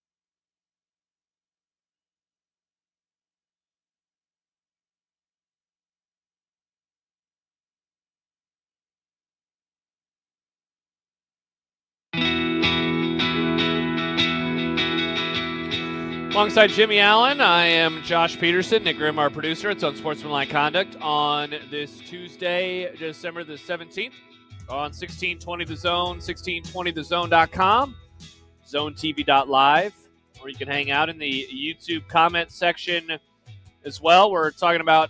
It's popping off today. It really is, man. It really is. Talking about a variety of things, and now we'll kind of look more at college football in general. There's a really good story today, and dude, this is like, I think, the topic that is now going to dominate the discourse moving forward into the 2025 offseason. You know, there's still 4 rounds of the playoffs to go. There are the majority of the bowl games to go, including Nebraska's first in 8 years.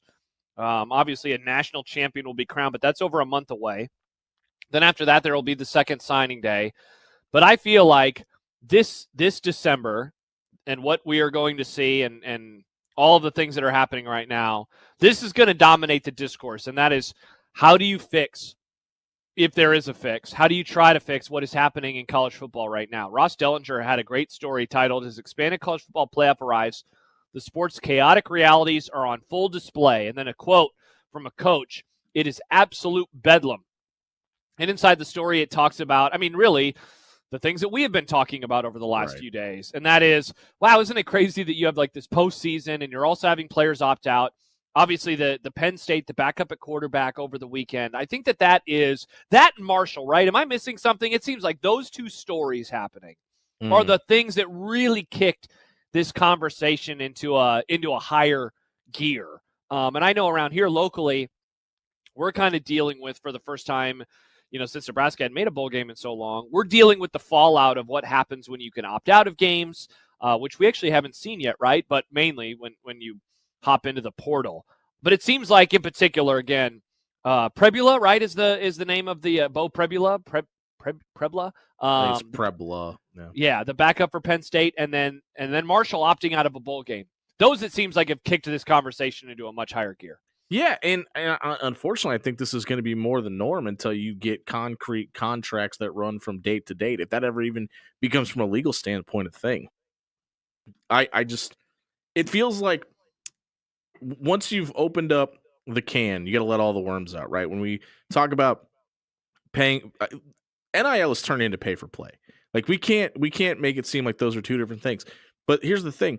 If we start talking about revenue sharing and how much that's going to change, NIL money is still going to be a possibility. So I don't necessarily know that when we talk about revenue sharing being pay for play, which it will be, that these conversations are going to end unless they come with date to date. This is a contract. You're legally bonded to this university as a paid employee from start of spring season through the end of fall. And even then, like, is from a legal standpoint, can you make that multiple years? What does that look like for a college student, et cetera, et cetera, et cetera? Yeah, and I think you hit on the most important part, I think, for this discussion, for me at least, and that is, what are we talking about in terms of calendar? I mentioned that there was a tweet from Sam McEwen a little bit earlier in the day, and here's what he said. He wrote, college football coaches can either have their new transfers available for spring camp, or they can end the chaos in December and just have the one portal window in the spring. Maybe I'm missing the third way here, but the choice seems binary. Pick one. And I think that is ultimately this whole discussion, because you bring up NIL, you bring up pay for play. That stuff matters. I do not think that it is. And I don't want to say it's not as important, because it is, right? Players are leaving because they think that they're able to get more money elsewhere. We were just talking about it with Dante Dowdell. Well, look at Hunter Dickinson too. I mean, to make it about college basketball as well. I mean, not getting X amount of dollars in Michigan, goes to Kansas, etc. But I think the biggest thing that is affecting the sport in a negative capacity for fans, and why there is so much frustration, is that you do the entire regular season and you play all of these games. For Penn State, they played 12 regular season games. Then they played Oregon in the conference championship game. And then Bo Prebula, who had been used a lot. If you've watched Penn State this year, and I've watched a lot of them because they were, usually playing in, well, they didn't usually play in big games. They played a few big games, but they were always in the top 5, always in the top 10, right? So they mattered in terms of the national discussion. You saw him on the field. You saw how they used him. You saw how they tried to throw him out there as a changeup, among many changeups that they would use. They'd bring their tight end in to play quarterback at times, right, in the Wildcat look. And now he is gone. And so that is where there's this frustration of, why in the world do you play a regular season And then you get into literally now, the college football playoff is expanded. Penn State can play 4 games. They can play Saturday. They can play on New Year's Eve or New Year's Day. They can play on the following Thursday or Friday, and then they can play in the national championship. It's more likely than not that they won't. Sure. But they could play in 4 consecutive games. Well, more importantly, that player could win a national championship ring. And he is now not a part of the story. And he isn't a part of it, not because I see this is where I don't want to blame him. You have to blame, in my opinion, the system. 100%. Because and like John and I talked about this yesterday, and he had a funny kind of quip about it. Because I mentioned, like, it's about the academic calendar. And that's ultimately what this comes down to. The reason that players leave now, it's not because they have to. It's not because they got more money offered and they have to take it at this exact moment. It's not one of those situations where it's like, hey, Jimmy, you want this deal? All right, you have to sign today or the offer is off the table. No, the reason that they have to do it is because school starts eligibility. in it starts in a few weeks. And on one hand, you almost want to say, like, isn't that cool that school actually still matters? Yeah. On the other hand, I want to say it's also stupid. Does school matter? That school, like, this guy should be playing for the national championship. This guy has done all of this work, all of these things, and now he is missing out on a chance to win a championship because, let's say again, that he stayed with them and they went all the way through and he won a championship. On January 20th, he can't start school somewhere else, so he has to do it now if he's going to go to a new school to play next year. Well, and I think a lot of people, especially in the comment section right now on YouTube, are oh, if that guy's leaving, it's on him, and we don't want him here anyway. And that's obviously about, like, the Dante Dowdell stuff. But about Bo Pribula for a second, like, Drew Aller just announced yesterday that he was coming back for another year to Penn State. So it's not necessarily like he's looking for his future and what's after this season.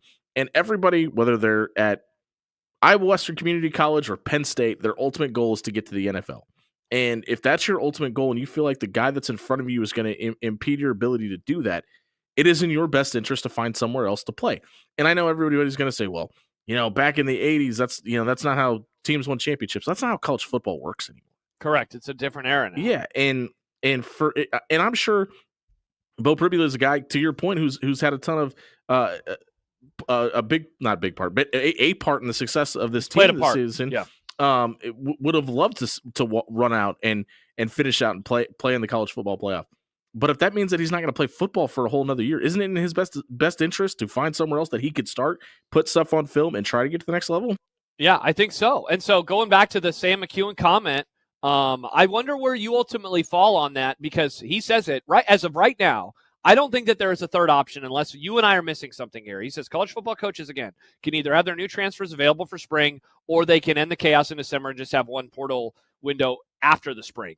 And I would say, like, I would rather have the later option. Yeah. John and I talked about it yesterday. Like, there's give and take with both of these options. The give on, if you like this, the give is, all right, great. You can still, adjust your roster. You can start building for the future, but it gives you an idea who's leaving too. Correct. The take is obviously your December is thrown into chaos. Can you imagine? Like, I know that they've stunk and they just went 6-6, but if Nebraska was in the playoff mix, Nebraska was playing in the playoff, Nebraska was getting ready to go on the road, and Dante Dowdell was like, peace.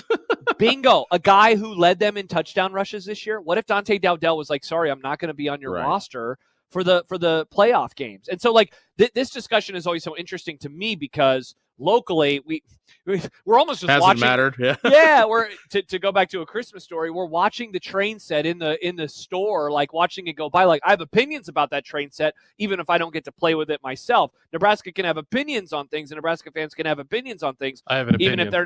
Even if they're not involved in the playoff. For the record, Jimmy, I think that is the answer. I think the answer is, you can't transfer until after the spring window. And look, I know that brings up other issues. We talked about some of them yesterday. That means you could go through an entire spring knowing that you're not going to play for that school. Would you even want to participate in spring football? Probably not, because you could get hurt. You could screw up your future. But man, allowing a player to finish up the regular season or the playoff with their team, that sounds better. I guess the only other option, the third option would be you just completely upend and adjust the college football calendar. And suddenly you're playing games in August, so the season finishes now. And then if you want to finish the year with Penn State and then go to another school, you're still able to without any penalty. This just kind of like came to me, because I know it's been a hot button topic, but a lot of people, for whatever reason, miss the sit out a year if you transfer. And I wonder if they re-implemented that or gave you the option to opt into that, if you could finish out your season with whatever team you're on, and then if after the season or after the allotted time that you just mentioned, you were able to sit out a season but transfer somewhere else, and that would allow you to finish out the season at the school you're at, but still transfer after the allotted time period, sit out a season, maybe go somewhere where there's a senior quarterback or senior player right in front of you, but you could still participate and earn your spot for the following year. That's the only other possible option I could think of, but I don't even know how many people would opt in for that either.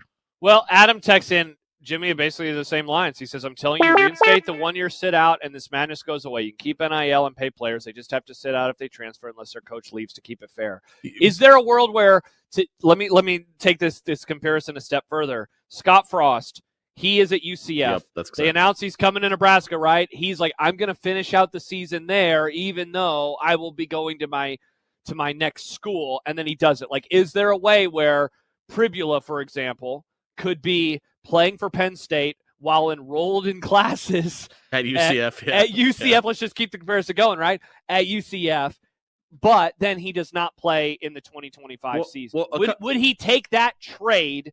Or would he say, no, I'd rather just, have what I have right now? Well, it's a couple things. It's back to the Justin Fields transfer, right? Like he didn't have to sit out because there were things that he felt like his civil rights weren't being honored by, right? Like, and if we're talking about people being treated unfairly and basic human rights, there's going to be a discussion about that. So I honestly think the day of enforcing and making it mandatory to sit out is never going to come back again. I don't think we'll ever see that again. Because to your point about coaches can do it without any punishment. So why are we punishing 18 to 24-year-olds? Correct. And so that then circles back to the original answer of like, okay, so how do you do this? And that's why in my explanation, if you give it an option, if you give them the option to, and you make it make sense with the calendar to enforce the rule or make it a benefit to them, that's the only way I think we ever see that come back. Yeah, unless they also have a conversation with the schools, and like this would get into murky territory where we are talking about the academic stuff where it's like, look, sorry, they're going to leave on January 21st after their season ends, and they're going to go to a new school, and they're going to have to take classes, and they're going to be a little bit behind, but you have to deal with it. And like, I imagine that there are some college professors that are probably listening right now, and they say that is untenable and also ridiculous that you would give those types of benefits to college football players. And I say, okay, well we're just trying to figure it out. It's probably a very, very minute minority of college students, but I would imagine that's probably happening with like doctorate degrees and other walks of life in the student body to some degree somewhere anyway, though, right? I mean, like taking classes at multiple schools or wanting to transfer your credits or things like that. Like, yeah, but not starting classes late, right? Like the comparison I made yesterday was, they always had those like drop dead dates where you can drop a class now and it's not going to count against you. It's not going to be a fail, but you cannot add them then either, where like you can't get to February. For example, Nebraska students cannot get to February, whatever, and say, I want to go into History 101, because I want to take that class. No, it's too late now. You can't do it because you're so far behind. You wouldn't have taken pop quizzes. You wouldn't have taken regular. But like, again, this is, and I heard Doug Marie say this yesterday on KOTN on Kings of the North, like this is $1 billion enterprise. That's the point I was about to make. Can we look at it as the same as the rest of school though? It's not. We have to stop. It is absolutely not. Tim tweets in on the JTech Construction Zone Twitter feed, why not just make athletes be students for 2 semesters? They can go to class in 2 out of 3, choose between fall, spring, and summer. Academic calendars change then. So I don't hate that idea, but the other problem is most of them usually do that anyway. Well, no, my thing was going to be that there are quarters. Like not everybody, and like that is also the hard part about this is that there are some schools that do the trimester system. There are some that do, like Lincoln did the traditional semester, but they did have summer classes available. I can't remember if they had classes over Christmas break as well, but they did have other availabilities. But there are some schools that are straight up quarters. So they have 4 separate quarters of classes that they have over the course of an academic year. And that's the other thing that's the other big problem about this is you're trying to take these 134 entities that all for the better part of the school year do things differently and nothing is uniform across the board and try to fit it all into this box where you're saying, no, everything has to be the same. Well, it's not. And that's what makes it almost impossible. Well, yeah, Jason, he just tweeted in. He says, why do these kids need to be in school in the spring as long as they enroll by the fall or next quarter or whatever? I'm guessing the answer to that question is academic eligibility, and that Right. if they're not in school, then you start getting into the murky, well, are they even student athletes? Like Front Runner comments on Twitch, what people don't want to admit is we are now a minor league. Contracts need to be put in place to prevent this from happening, and unfortunately, academics is going by the wayside. Right, Look, but you still have to make it fit in that box, though. Correct. And first of all, I would say it's been minor league forever. Second of all, academics have gone by the wayside also forever. But you just hit on it. If we are still in this box, and this is the box that we have, and that we are pretending that they're called student athletes, and that they are still going to classes, you do have to figure out the workaround for that. But if we are okay, and for the record, I don't care ultimately. Yeah. I just want to watch college football. But you're going to have people, and here's the problem, is you're going to have people that push back against this that are of academia trying to say, well, then why is it tied to the university? And I like John Schreiner's brought this up a number of times on our show, but like I don't see how in the way the lay of the land and the law works right now that you can, but it feels like what we know as the NCAA now, or what it's going to be, is a heartbeat away of being completely disconnected from the school, the academic side of the school that they're attached to. And it's just figuring out how that's actually going to look. I just wonder, because when we talk about this, when we talk about the Shedeur Sanders of the world, the Ashton Genties of the world, the guys that are 100% for sure going on day one of the draft. Yeah. I think that's how often what we look at the most. And for the talking points, what people care about the most and the eyes on the product, that's obviously what matters. What about the third string left tackle that wants to be a doctor? You know, at what point do you start to take into consideration, what about the guys, for lack of better phrase, that are going pro in something else after college athletics, right? Mm-hmm. And that still has to matter. Yeah. A couple other things from the story that jumped out to me. Again, this was Ross Dellinger from Yahoo. He wrote, industry leaders believe the bowl system needs to be re-examined and potentially overhauled in an expanded playoff era. The future of bowls should come to light over the next year. Many bowl contracts with ESPN and conferences expire after the 2025 bowl schedule. SEC and Big Ten administrators have discussed holding more control and ownership over their bowl games and their bowl revenue. Can they match up their own teams in non-playoff postseason games? Perhaps. So that is also something that we will have to keep an eye on. And I'm with you. I mean, I couldn't say those words fast enough before you jumped in. It needs to be overhauled. And again, what that looks like, I don't really know. But it's obvious watching these games, and we're about to see it, where Boston College is going to be without their best player on the defensive side of the ball. Their backup quarterback, who was the starting quarterback, is already in the transfer portal. We know what's going on with Nebraska's roster. Like, we're already going to see the effects of it. And now it's being, the college football playoff is being affected. Like, if playoff games are being affected, I mean, dare I say, Jimmy, like, who does care about some of these other bowls? And what do you do with that to fix it? Yeah, I can't wait to find out, I guess, what the answers could be. I'm going to save a little bit of this because this is something I have for the hot take market too. But what's surprising to me is, from the 10,000-foot view looking in, it kind of feels like the vast majority of football fans don't care about the bowl season right now, right? Like, am I reading that correctly? I think so. But it feels like there's just an injection of money going into bowl season. We see all these new bowls popping up, and it feels like, from a financial standpoint, there's interest in it, which is incredible to me, because it just feels like the more than casual college football fan doesn't seem to care about the bowl season. Yeah, I would say, and on one hand, it seems like the bowls have never held like a smaller place in our consciousness as college football fans, and yet they still are generating a high dollar. They're still generating enough money that it doesn't really matter. There was a silver lining in this story that I read from Dellinger that I found interesting, that I would like to unpack with you when we return, so we can get to that. Michael Bruns is also going to join us at the bottom of the hour, and much to the chagrin of some of our commenters, I will ask later on in the Grum, has Matt Rule re-earned your trust after a 1-5 finish and a 6-6 season? All of that and more as we roll on. Steve Sipple and the aforementioned hot take market that Jimmy just talked about. Josh Peterson, Jimmy Allen with you. Nick Grim producing. It's Unsportsmanlike Conduct here on this Tuesday, 1620 The Zone. Nick Grim for Circus Sports Iowa. If you like football, basketball, even hockey, then Circus Sports Iowa is the sportsbook for you.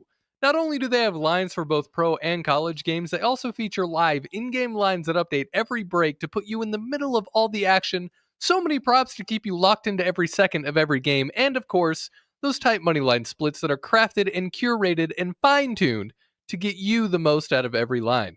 Pair all of that with the fact that every aspect of the app is run by the exact same people the exact same way as the mothership in Las Vegas, which means Circus Sports Iowa, very much like having Las Vegas at your fingertips, but anywhere in the state of Iowa, which I think we can agree is nice considering how cold it's been here lately. By the way, when I say people are running the sportsbook, I do mean living, breathing people are at the other end of this app. No AI, no chat bots. I don't know about you, but personally, I'm sick about how impersonal a lot of these other places are. Those same places are also the kind that will punish you by limiting your account when you win a lot, by the way. So download your new sportsbook today. Download Circus Sports Iowa. If you or someone you know may have a problem with gambling, call 1-800-238-7633.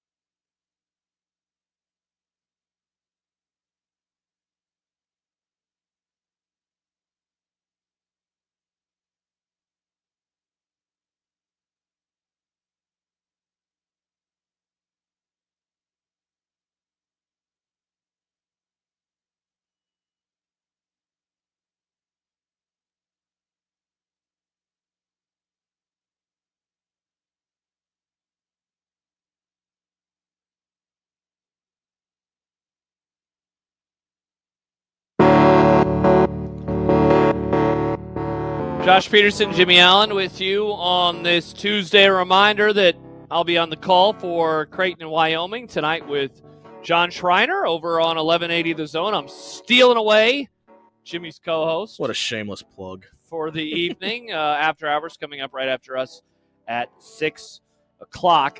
Some responses, Jimmy, before we get into the silver lining that I took from the story from Ross Dellinger. Let's see. Steve tweets in, college football is going to hell. I don't think it will find its way back. Been one of my favorite things most of my life, and it seems like it's about dead. Does anybody feel that way when the kickoff happens, though? Like, I'm very happy you said that. That feels because like a thing like this time of year only, right? Man, handshake meme, Jimmy. As I get ready for the word of the game later on, but that is how I feel, because and I asked this of Steve, and I asked this of anybody who is like really, really, really, really angry right now and who thinks that it's going to hell. I'm not going to say that you're wrong. If you feel that way in your heart, that's how you feel. But I would say this: you're wrong. Did you feel that way in September? Did you feel that way in October? Did you feel that way in November? Or is it now that you suddenly feel that way because a lot of things are happening that you don't like and that you look at and say, man, I really wish that there were more guardrails. I would hope, and again, John the YouTube troll continues to, opine with his dumb takes. But one of the things that he says is like, the portal is good. There's no argument from me. I like the portal. I like the players have the chance to leave. The frustration, though, is that, there are no contracts and that the calendar sucks. Isn't that where the majority of this frustration comes from? I'm not mad that Dante Dowdell is leaving. I don't care. He left Oregon. You can't get mad at a guy for joining your program from the portal and then leaving.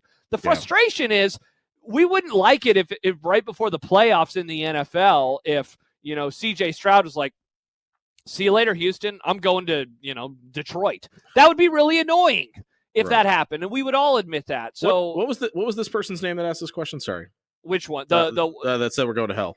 That was Steve. Steve, I wonder if you'd feel the same way if you were a Georgia fan, if you were an Alabama fan, right? If you were a Texas fan right now, because I wonder how much of that is how we as Nebraska fans feel about college football because of what it used to look around here, the way the walk-on program is going away, and the fact is, just point blank, we haven't been very good in a while. And I wonder if people associate Nebraska not doing well with college football being bad at the same time. It's an excellent question because Shigori, along those lines, Jimmy says, anyone thinking college football has ever been perfectly set up is an absolute moron. Like, in a way, what is happening right now is college football. It's just a different, weird part about college football, right? In many ways, it's correcting the course of where the sport was and what was wrong with it. 100%. 100%. When you and I were growing up, the issue, in my opinion, of college football in 1996 and 1997 was that you could have a regular season where the two best teams could go undefeated and they wouldn't play for a national championship. Like, we have evolved past that point. The problem now is something else entirely, and that's what Randy would like to chime in about on the 42 Degrees The Source hotline at 402-951-1620. Randy, what's going on? I sit here and listen. This is, hearing about Dowdell leaving, and this is, we were in the same situation last year. We were happy we were getting them. Yep. And with as difficult as Nebraska had it in the red zone this year, where would they have been without his 14 touchdowns from 1 or 2 yards out? Right, an extra loss or two. It's an extra loss or two, yes, but it's so we got a 1-year rental. Let's go get another 1-year rental or a 2-year rental, and call it good. It's like you said, it's the way things are, and it's not going back. It will never go back.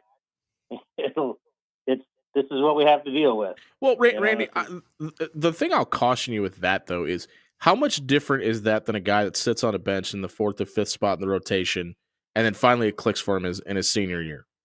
That's only a 1-year rental. I mean, how much of a difference did he make, 2 years apart? Like, I think about a guy like Amir Abdullah that was kind of stuck in that logjam of guys with Aaron Green and just that group of running backs where it was kind of like we were waiting for somebody to get to the top of the pecking order. And then for 2 seasons, he kind of went off. Like, is that much different? Well, I mean, it's not that much different. I mean, look at Damon Benning would have been a starter at 50, 60 other colleges. back in his days, and Sure.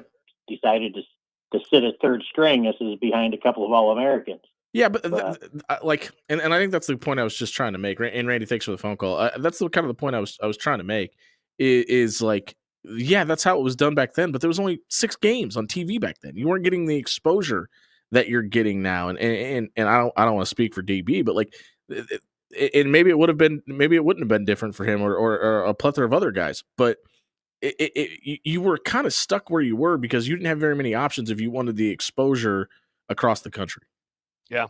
A couple more comments. Cats are funny comments on the text line. People let a lot of things that don't affect them that shouldn't have any effect on me. Wait, let's see. People let a lot of things that shouldn't. None of this has any effect. Cat.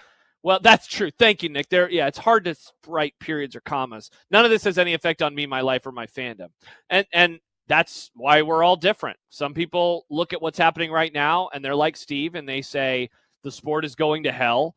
And other people say, no, I really, really like the thing that I think about Jimmy is your age is going to play a part in this too. If this is the college football that you are growing up with, you will never think that this is like that bad. But in 20 years, there will be something new that happens in college football that you will think is the devil. But by that point in time, whatever the current iteration of college football, that's what you'll say when a player hops into the transfer portal. You'll just lose your mind like Jack Mitchell. Travis kind of made my point for me. I think people misunderstood it. Like, I was talking about Amir had all the talent in the world, but was stuck on the depth chart and not really able to get ahead until a couple guys left and things changed. So, yeah, it's really like in anybody that's saying the sport is screwed, we're heading in a direction that's unsavable, it's broken.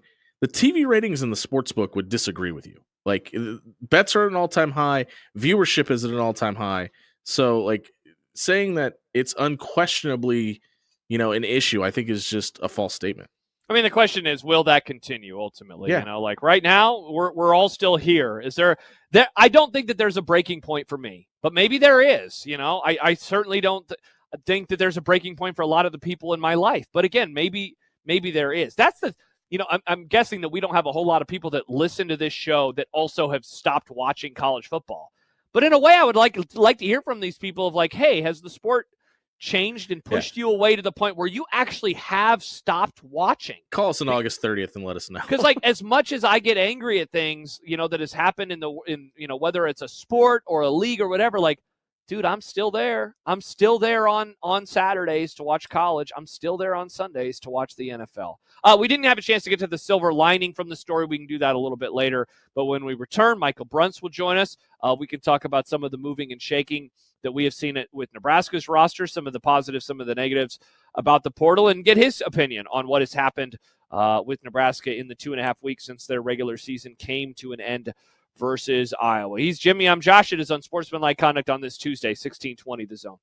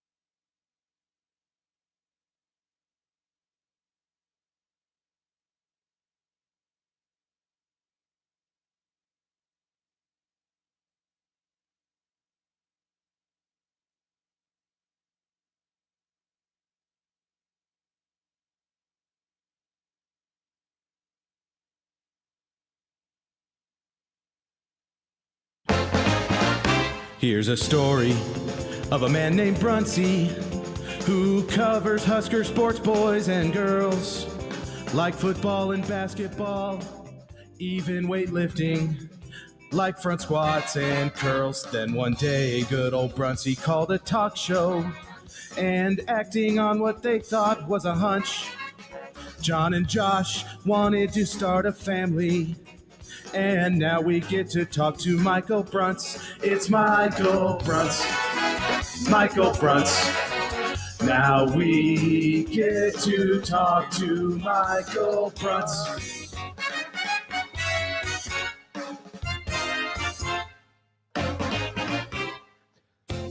Welcoming in our dear friend from Husker 24/7 Sports, it is Michael Brunts. Brunts, this is our last interview of 2024. I hope that you're ready to soak it all in. Wow, I didn't. That's not. I did. I assumed that was the case, but yeah, it creeps up on you fast. Where are you guys going to be? Spending time with my family, and then I don't know what I'll be doing on the 31st at this time. Probably sitting on my couch. Well, Creighton will be playing, so I'll be watching Creighton basketball on the 31st. Oh, who do the Jays have that day? Jimmy, who do the Jays have that day? I believe that's Marquette, but I was going to say, I thought that was. I might be wrong. Look at that, a little basketball. Brunts, are you excited for college basketball to start taking over all of our minds in the next month or so? Yeah, it's the college basketball rot sets in quickly if you're not careful. So it does. We got a full bowl season ahead of us, though. We've got Pop-Tart Bowl, Cheez-Its Bowl, Rate Bowl. Rate Bowl, yes. It's not guaranteed anymore. It's not guaranteed. There's a lot before college football exits stage left for college basketball. Since it's that season, Brunsey, what's something about the Nebraska football team that you thought before the season that you got wrong about what this team would be? Oh, good year-end of topic. Something that I got wrong. Many things. Well, I thought they'd win 8 games. That was so incorrect. Did I. Yep. I thought they would be markedly improved at wide receiver. That was incorrect. Yep. See, what else did I get wrong?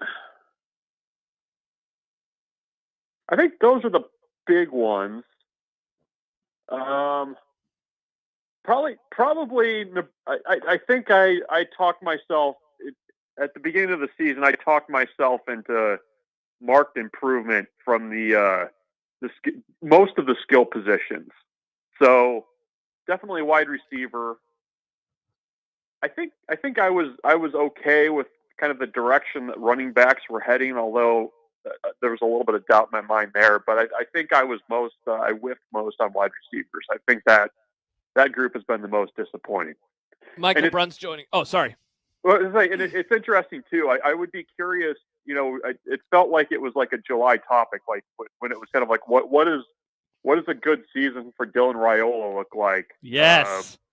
And I would be curious to revisit a lot of the numbers that were thrown around because I don't know that a lot of them got close to what ended up happening in actuality this season. Yeah, Brunts, along those lines, on Thursday or Friday, John and I are going to look back at some of our preseason predictions, and that I know is one of them that I was way off on. If you would have told me, what did he finish? Was it 12-10 or 13-10? Like, I would have said that is a huge disappointment in terms of his touchdown-interception ratio, and that's what he ended up with. And it's funny, too, because right now, as the season is still fresh in our minds, I know that in my mind, in my heart, I'm like, don't do it. Don't believe in him in the offseason. Like, do you think that you're going to talk yourself into like, because they do have Holgerson. Like, I want, and on one hand, I want to believe. On the other hand, I don't, because I'll look like an idiot again. I'm so sick of this program making me look like a fool. You're going to be down from like January until late March. Then you're going to see the spring game, and you're going to kind of do the head nodding a little bit, talking yourself into it, and then it's going to get to June, and you're gonna. This is exactly how it's going to go. You're going to start saying, "Nope, I'm not doing that. I'm not gonna dive in here." And then, fall camp starts. That calendar turns to August, and then all of a sudden you're bumping that win total up another win, and you don't know how you got there. So you just got to let yourself just give into it because it's going to happen. Does that make it a 6-6 season is a disappointment for you then? Yeah, I think so. I mean, when you basically get on the cusp of bowl eligibility at the midpoint of the season, and it took as long as it did, yeah, I think so. I mean, you had a top 20 defense for the second consecutive season, and you weren't really able to do much with it. And so, yeah, I mean, I would say, getting to a bowl is a yes, that's a step in the positive direction. But at the same time, I mean, when you kind of look at how the season played out and the opportunities that were there and missed again, I mean, it's hard for it to not feel like there was significantly more out there that Nebraska just left on the field. I mean, you just kind of look at like that Illinois game. I mean, you hit one pass or you make one field goal, that game probably looks significantly different.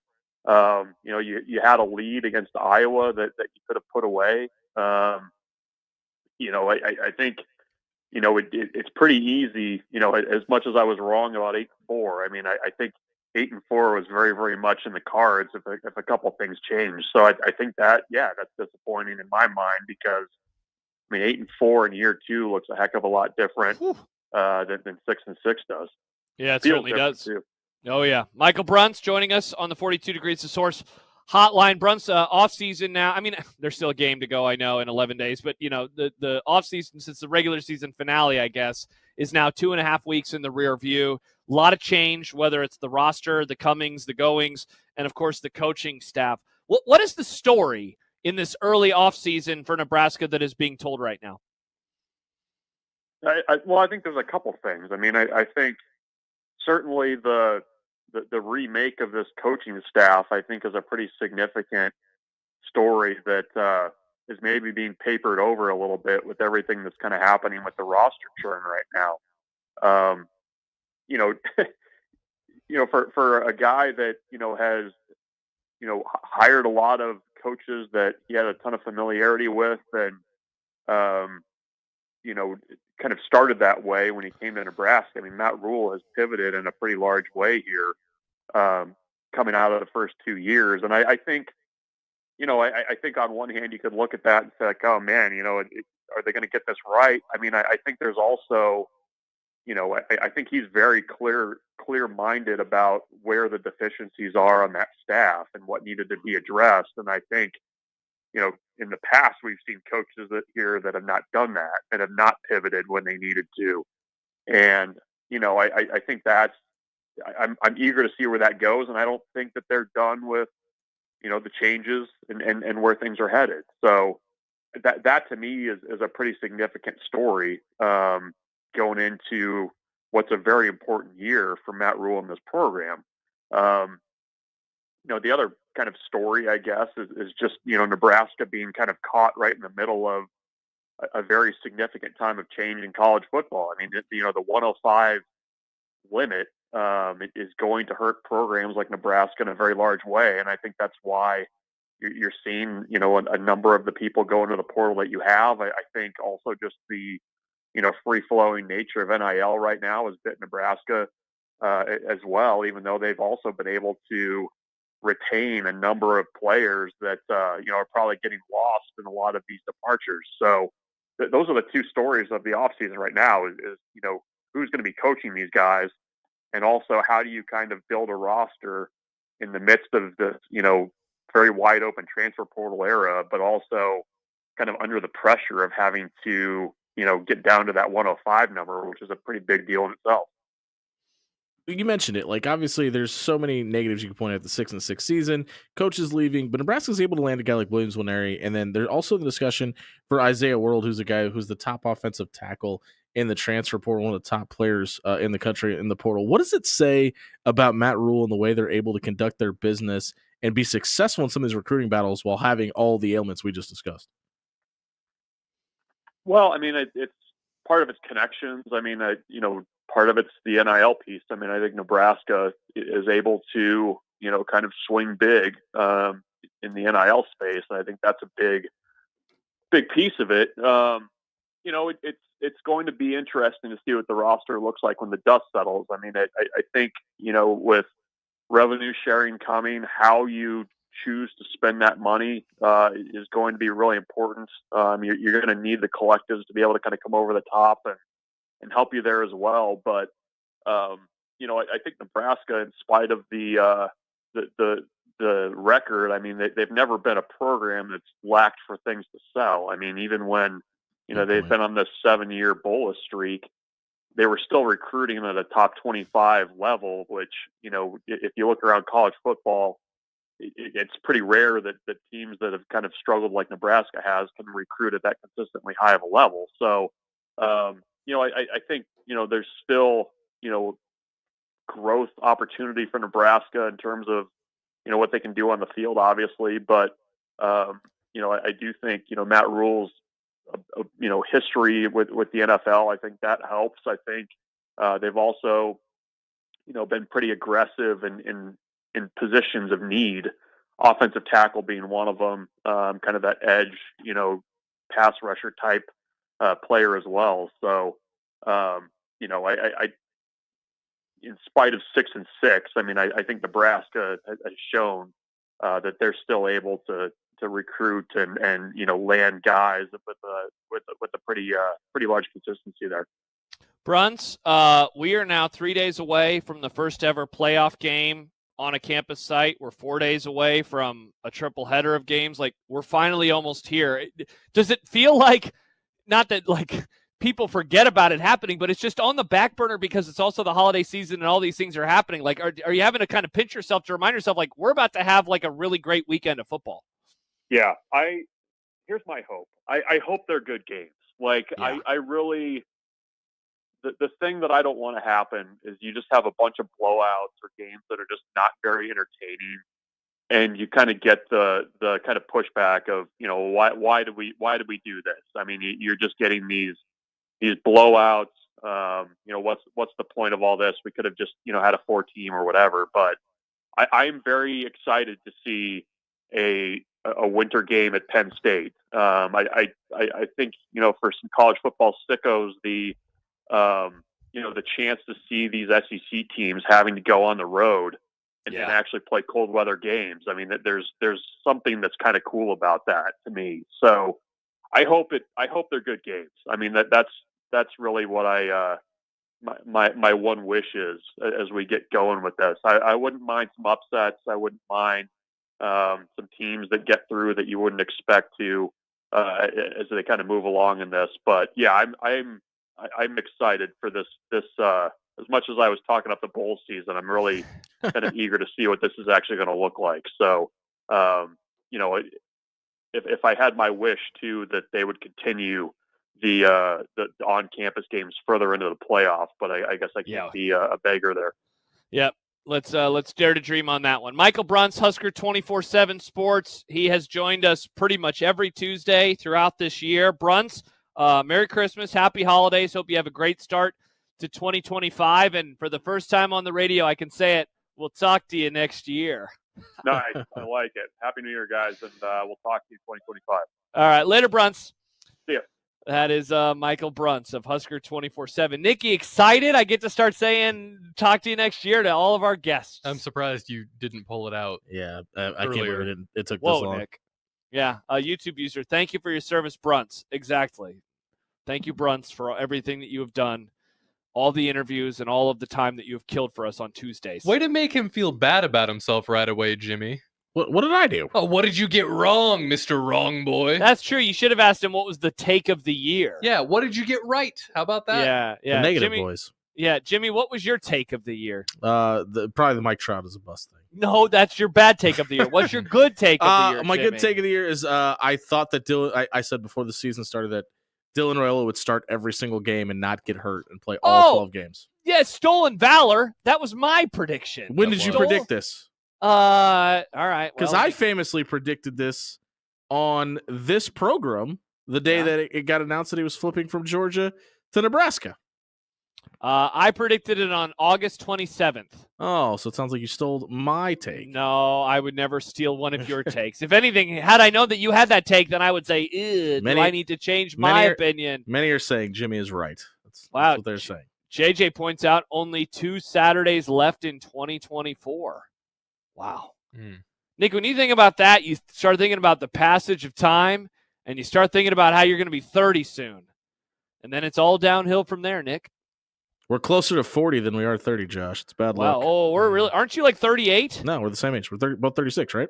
Yeah, I'm 36. Yeah. My hairline's 40. For some reason, your hairline is 100. Yeah. My hairline. No, just kidding. Your hairline is not 40. If your hairline was 40, you'd have the wrap around. Yeah, that's true. So it's good that you don't have that. Nick, you should do that. That'd be fun. I'll shave my head if you shave your head, Nick. I will not shave my head. There's a lot of dents in there. It'll look weird and deformed. Yeah, really? I looked weird with hair too. So interesting. All right. Well, we'll continue these discussions and more when we return, including all the hot topics. Yeah, we do. I do have some positives about the college football calendar, or just college football in general. The positive boys. Everyone says the sport's going to hell, and I'm here to tell you it's actually not, and it's good. So we will have that. Also, Nick, when we return, are you ready for this? A baseball sports flash. Oh, let's do it. Baseball. Just for you, Nick. Will Nick know who the person is that you're referring to? Nick is a baseball sicko. Of course he will. Okay. Yeah. I could say that, Lou Gehrig rose from the dead and he would give me his stat line in 1926.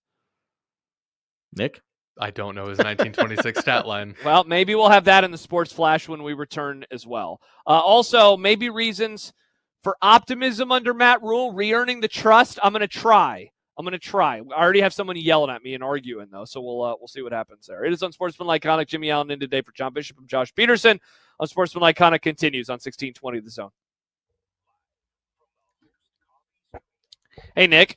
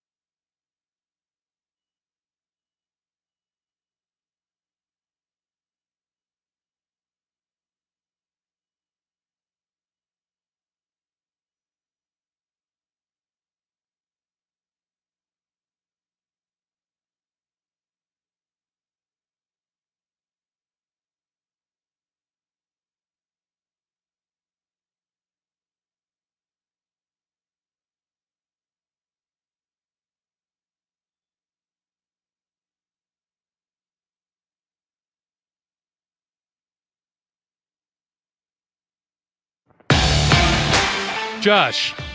Nick. In 1923, Lou Gehrig's line was 423, 464, 769. That's nice, but I asked for 26. Oh, you asked for 26? No. You totally said 23. No, go back in time and listen. We were having this discussion. You said 23. All right, Nick, I want you, while I get ready for the sports 313, 420, 549. Thank you. I want Nick, because you guys are both calling me out, I want Nick to open up the end of the segment, and I want him to play it. But first, Nick, we do need to get to a sports flash. Sports flash. Time for an unsportsmanlike conduct sports flash update. Sports flash. From the Sports Flash Sports Desk. Speaking of the New York Yankees, Cody Bellinger has been traded from the Cubs to the Yankees. Whoa! According to Jeff Passan, there you go, as he adds, the Yankees continue to be aggressive post Juan Soto. He adds full trade Cody Bellinger and cash go to the New York Yankees. Right-handed reliever Cody Poteet goes to the Cubs. Potet? Yeah. Oh. I thought it was Poteet. Sports flash. Spelled, was there not two E's in there? Yeah, it's Poteet. That's Potet? Pretty sure. That has to be Poteet. Nick, have you opened up last segment yet? I haven't had I had to listen for the cue in the you had sports to do flash. that? Yeah. Oh, all right. Well, Why Not Hoiberg says, oh, bleep me. Sorry, Why Not Hoiberg, happily married. And adds, screw you, Ricketts family. Not in on that. Nick, have you ever seen the Ricketts that is involved with the Cubs? He looks like Ted Cruz. I believe that. He does. He does. I remember when I like him. Before I realized that it wasn't Ted Cruz, I was at a Cubs game and I was like, whoa, why is Ted Cruz here? He's usually at games in the state of Texas causing the teams to lose the game. How do you think John Bishop is going to respond to this news? Great question. He'll probably be mad. Very. You know, he's had a rough go. He's had a really rough go since the Cubs won the World Series that time. You know, 2016 was a great year. His team won. The guy he wanted to win presidency won. But now, well, at least he's got one of those things back again. Am I right? I got your thing, Josh. All right, let's go back in time to 5 minutes ago and see what year I said. I could say that, Lou Gehrig rose from the dead and he would give me his stat line in 1926. No! Yeah, you were right. You were right. All Oh, right. say it. Hey, say it. That's say weird. it again. Nick looked at me and goes, he said 23, right? I swear we were both lockstep that you said 23. Very weird. Yeah, well, Nick, you just you hung out in the Jimmy Allen circle of takes, to which John writes about stolen valor. No one has ever stolen a single take from Jimmy ever for good reason. Poll question, is there stolen valor for Jimmy Allen takes? There is. There is. Overwhelmingly, yes. There is, says Jimmy. I have been promising positivity about the current state of college football. It seems like, first of all, Jimmy, that you and I are fairly like, yeah, things are okay. Like, I wish that there were changes, but I still like the games. I still like the things. Yeah, like... Right? Games and things. Yes, but I wonder how much, like you mentioned earlier, it's about the age thing. I wonder how much of that is, like, we are very much, like, our fandom is based in, like, full throttle around, like, the Callahan era versus, like, the early, like, we were still very young in the 90s, and, like, the internet and constant change around this program being more of who we are in our college football fandom than somebody that grew up in the 80s and the 70s and what college football was then. Yeah. So the story, and this is towards the very, very end, about just kind of the current state of things. And Dellinger wrote this line. He says, for all the infighting, for all the negativity, all the festering issues, isn't there a positive here? Hasn't college football gained parity? And he had a quote from SMU's coach, Rhett Lashley, who said the state of college football has created a lot more parity when you look at the portal at NIL. Yep. Teams can no longer load up, create a monopoly, dominate over and over again. No longer does a blue blood have 4 or 5 straight top 5 classes. They can't keep guys. These guys are leaving. They transfer so they can play, and it spreads the talent out more.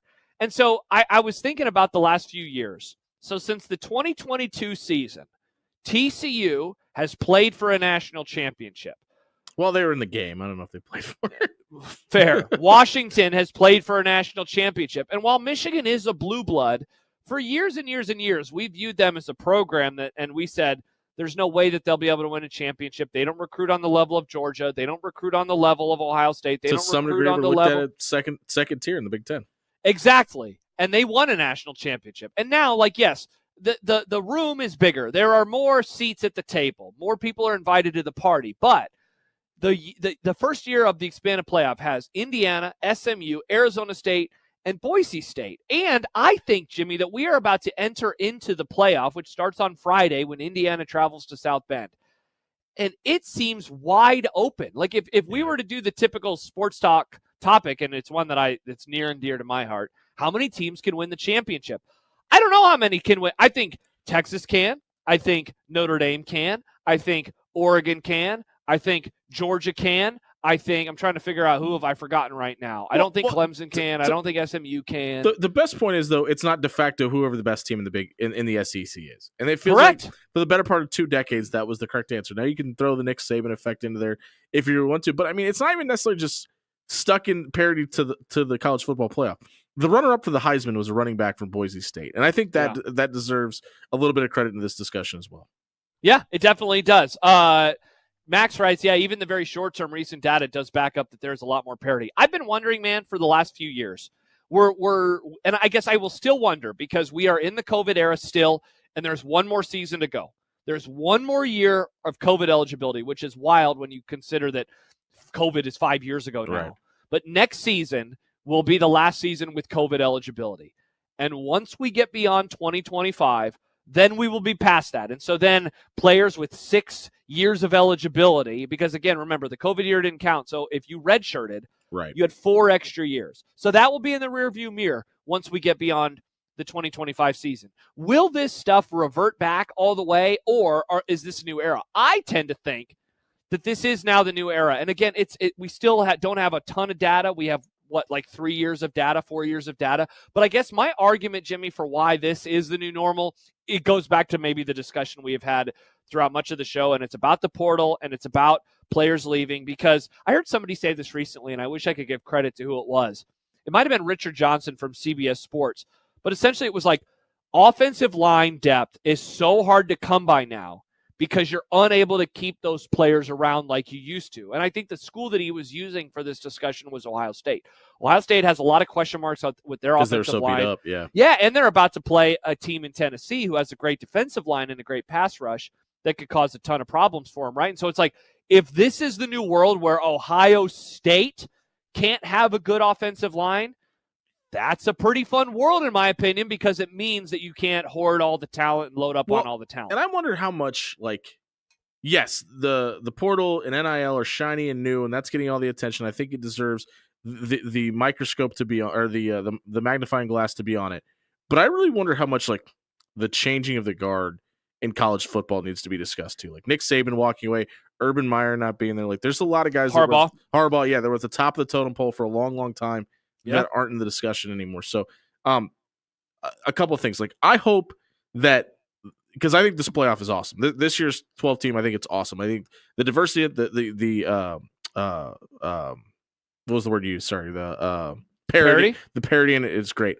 I just hope this isn't the best one. You know what I mean? I hope this isn't. I hope this is the norm and not the outlier.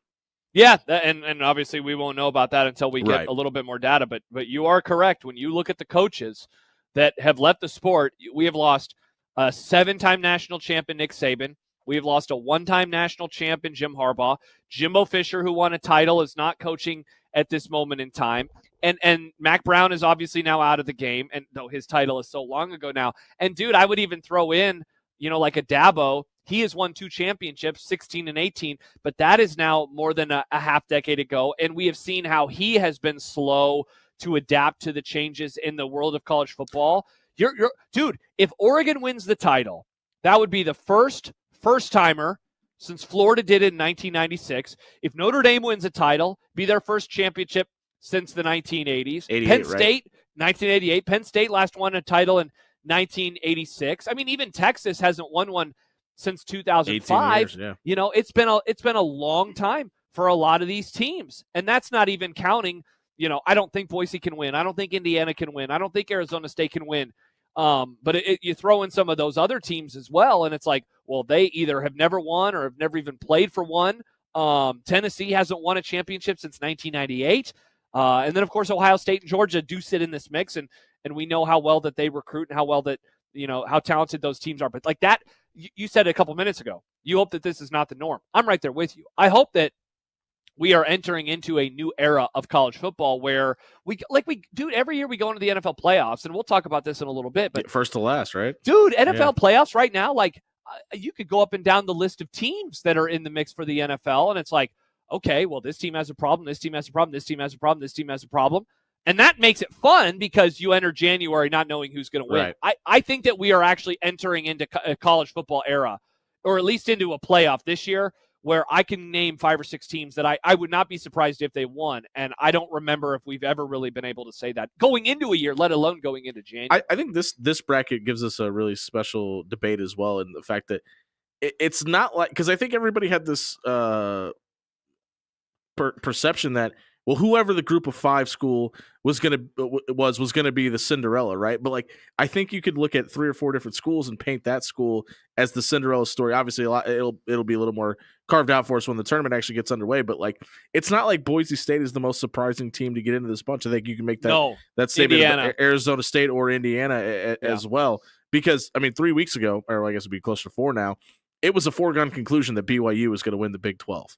They didn't even end up playing for the Big 12 championship, right? So I think back to how everybody felt about Arizona before the season started, or Utah before the season started. And then they weren't in the mix by mid-October. Right. And then Kansas fell apart until the end of the season. So like, there's so many, like, the fact that Miami's not even in this tournament is incredible. The fact that BYU is not even in this tournament is incredible. Because like, if you look back at like week 9 of college football, those guys were shoo-ins and even top 4 seeds.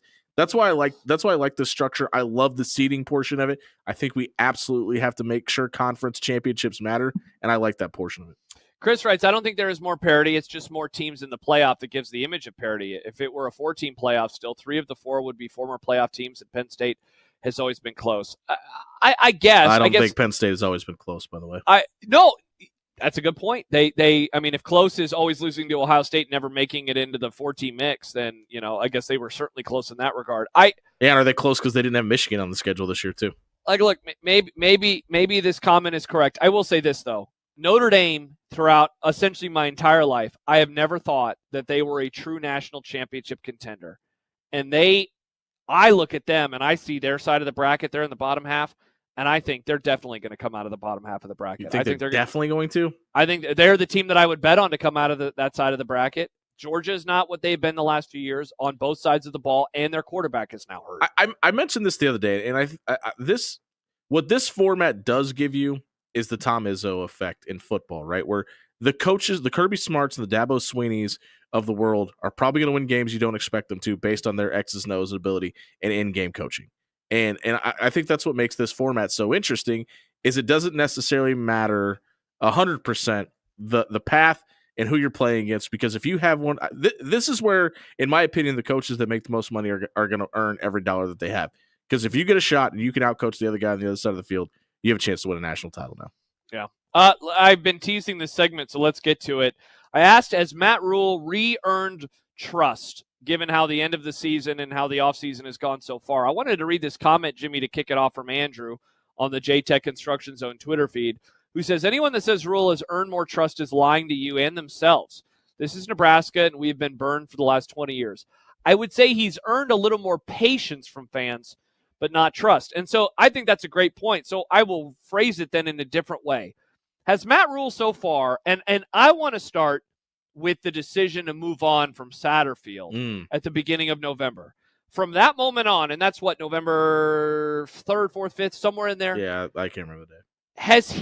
Has he re-earned patience from folks that had lost patience from that move on? Or is it still TBD, given that there is still a lot of stuff that has to happen, and Foley is still on the coaching staff and Satterfield is still on the coaching staff for now?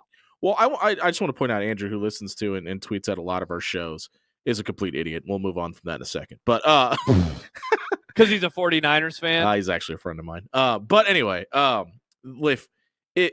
I wonder how many of these people that have, quote, lost faith in Matt Rule or don't think that he can be the guy that can build this program. I wonder how much of their opinion was that before the season and after the 5-1 start. Because I think Matt Rule's a prisoner of his own success, right? Getting off to a 5-1 start, getting Dylan Raiola, beating Colorado in the manner that they did, that first half of that Colorado game specifically. And I wonder how much that changed people's perspective. And to your point, losing trust in Matt Rule is that the same as you got your expectations too high for how this team started the season? Because what did everybody talk about when this hire happened?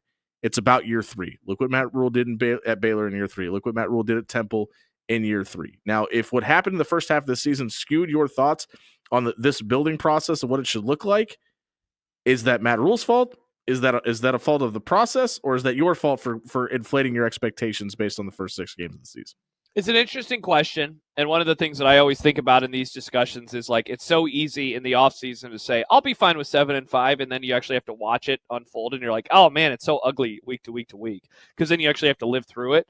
And you're right, when he got hired, it was always, he never goes to a bowl in year 1, then he's a 500 coach in year 2, and then he has a huge leap in year 3. And so if you were that person when he first got hired in 2022, he's right on pace for exactly what you were expecting. I think the thing that I know that I have kind of questioned about my belief in him is, wow, like the way in which he put together the staff, even though he's adapted and adjusted to it a little bit so far, it's frustrating. Yeah. Like, why did you bring in Satterfield to begin with? Like, for example, I would say that his on-field coaching really seems to struggle at times, whether it's clock management, whether it's in-game decisions, timeout usage, things like that. Yeah, that stuff. And so I think that the guy is a good program builder, but on the other hand, like I do enter this pivotal offseason and I say, man, there's a lot at stake. On the other hand, as Jimmy just pointed out, rule-making changes in season is what gives me patience. Like that move to Holgorsen, I'll be honest, man, that really kind of did a lot for my goodwill towards the situation, because it was an acknowledgement that things were not working and that things absolutely had to change. And so I find myself, it's kind of like a delicate balance right now of, I didn't like the majority of this season. They were 5-1, and then they only won a single game after that. They lost to UCLA as a 9-point favorite or whatever it was. Like that was a disgusting performance. On the other hand, like I do think more than any coach since Osborne, he recognized his flaws early and tried to make a change. Will that change ultimately work? We're going to find out. And the other thing, like about the hire of Holgorsen in the first place, is like I think there's a lot of coaches that would look at making a decision like that and be worried about the outside perception. Well, if we start to have success, if I bring another head coach in, they're going to say it's because of him, and I'll still have all the blame and things like that. And the fact that Matt Rule was willing to do that and put aside the outside perspective of what that might look like and make what he thought was the best hire for the program is another reason that I still have the faith as well. Josh writes on Twitter, nobody coming into the season thought 6-6 would be acceptable. And certainly not and now It's me speaking, and certainly not in the way in which it happened. Michael texts into the show. It's hard to say. He's maybe the best staff decision, or he made maybe the best staff decision we've seen in a long time, but 11-13 also doesn't move my needle a lot. And those two comments, the comment from Josh on Twitter and then the comment from Michael on the text, they do go together very, very well. On one hand, like, shout out to you for recognizing that you had to make a move with the OC role. On the other hand, he was your hire, and now you're still 2 games under 500. And, like, after the performance against Wisconsin, to lose in the way in which they did versus Iowa. Another loss, Jimmy, that 13-10 again. That was super similar to like all the other losses so far. Here's the other thing, and some people aren't going to want to hear this, and I understand that. But there are so many misses on the coaching staff that I don't know if it's fair to completely judge Matt Rule's hires yet. Like you asked, why would you bring Satterfield in the first place? Well, they thought they were going to be able to get Jake Peets, right? And then the Rams at the 11th hour offered him all that money to stay out in LA. And that was somebody that was rumored, whether you believe it or not. I mean, it seemed like it was a pretty done deal that he was going to come to Nebraska and coach the quarterbacks. Well, then Marcus Satterfield, who doesn't coach quarterbacks, had to not only be the offensive coordinator, but coach a position that he wasn't comfortable with. Yep. And then you thought you were going to get Dana Holgorsen at the beginning of this season. Remember, he was in Lincoln for the wrestling match. There was all the rumors that he was going to come here, and for whatever reason, that fell apart. So I like, fairly or unfairly, it feels like Matt Rule has had all these pieces lined up previously, just things weren't able to work out the way they were. Now, with that being said, he's still the head coach and makes the decisions and coaches the team. But like, when we look back on Matt Rule's tenure, I wonder how much that discussion is going to be had. Well, what would have happened if all these pieces could have fell together? Well, yeah, and that's why, I mean, you can't erase the last 2 years, but he does have a chance for a fresh start with the new offensive coordinator and giving that guy an entire offseason. Yeah. And Terrence says something, too. We can't pretend he didn't talk up how good the team would be this season. Brought in Sadin Sims. He did. He did talk up how good this year could be. He did bring in Satterfield. He did bring in Sims. Like, those are all on his ledger. Yep. Like, he was wrong about this things team. he took credit for. Things you know, he like, took credit for. Yeah, like, we can all point at ourselves and say, man, I overshot the expectation. I thought that they'd be a whole lot better than they were. And, like, that's true. He also was way wrong. He was so wrong about how good this team was going to be this year. He said we were going to murder people if they went in one high safety looks. Yeah. That didn't happen once this season. Yeah. Text from Jeff before we go to break. No matter how it happened, head coaches usually only get one shot to revamp the staff. Next year is big for Rule. It certainly is. It certainly is. When we return, it's time for the hot take market. Can't wait to see what Jimmy has on tap for that. So we'll get to the hot take market. We haven't talked very much NFL today. We can talk some NFL as we roll on as well. Steve Sipple will join us in a half hour also. So many things. So many things. Can I make a prediction about the Steve Sipple segment? Sure. He is going to be very bullish on how important the bowl game is. That is my prediction. That is a cold take. I would agree with you wholeheartedly. We do not have to include that in the hot take market. We'll have that coming up after hours after us at 6 o'clock. I'll be on 1180 The Zone with John Schreiner for the Creighton Blue Jays versus the Wyoming Cowgirls. Hope to see you on either of the stations, or maybe just join both of them. Have one ear Jimmy, have the other ear John and I. So do that. Well, it's kind of sound like after hours. Yeah, exactly. And then maybe Nick will have some more Luke Gehrig stats as we roll on. I can pull something up. So Sportsmanlike Conduct here on 1620 The Zone.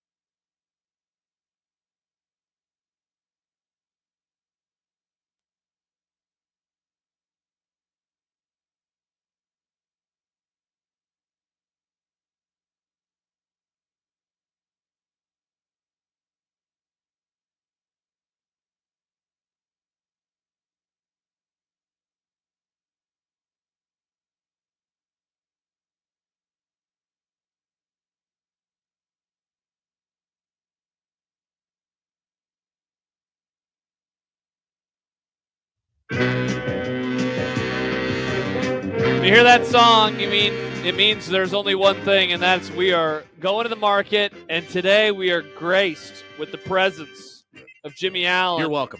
Jimmy, why don't you kick things off with one of your hot takes? Are we starting with the take that we believe or take we talked into? You can go whichever way you want, good sir. Progressive. I'll start with a take that I could be talked into. Okay. I believe by next year, we're going to see bowl games not really care how many wins or losses a team has. I think they're going to be open to being able to take teams with more than 6 losses if they choose to, or if said team applies for the bowl. You think that's going to happen by next year? Yeah, I think it's going to happen that quickly because I think the college football playoff obviously expanding is going to make more room for more bowl games, I believe. And it seems like there's definitely a market out there for somebody to want this to happen. So more money equals a no-brainer for the NCAA. Interesting.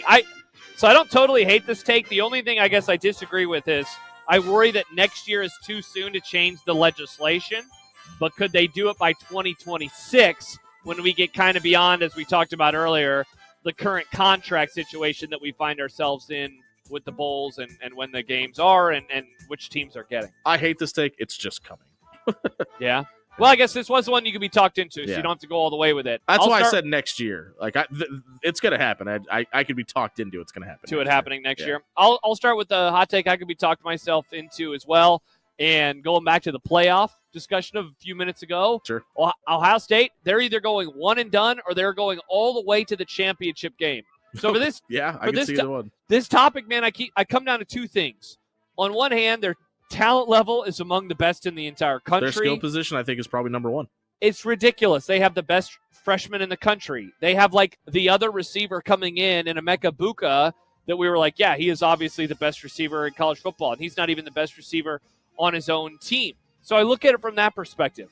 But then on the other hand, and why I say like, or they'll go one and done, is that the vibes with the program are complete garbage right now. The offensive line's beat up. To the point where people are like, would it be better if they were out on the road? I think that's an asinine opinion, but the fact that people are actually asking it says so much about what's going on with them right now. But, dude, if they get beyond Tennessee, they have a neutral site game at the Rose Bowl against a team that they took to the wire at that team's home stadium, and that's Oregon, and one of the toughest atmospheres in the country. If they win that game, then they're suddenly playing a combination of Texas, Arizona State, or Clemson, and then they're suddenly a win away from the entire national championship. So hot take I can be talked into, they're losing one and done, or they're winning the whole damn thing. Really quickly, what percentage do you put on Ryan Day getting fired if they go one and done in the playoff? Man, everyone seems to think that he is now not going to get fired. I don't think so either. I think that my take is that he is going to leave, but maybe that ends up being wrong too, and that he returns. It does seem kind of untenable. Everyone seems to hate him there.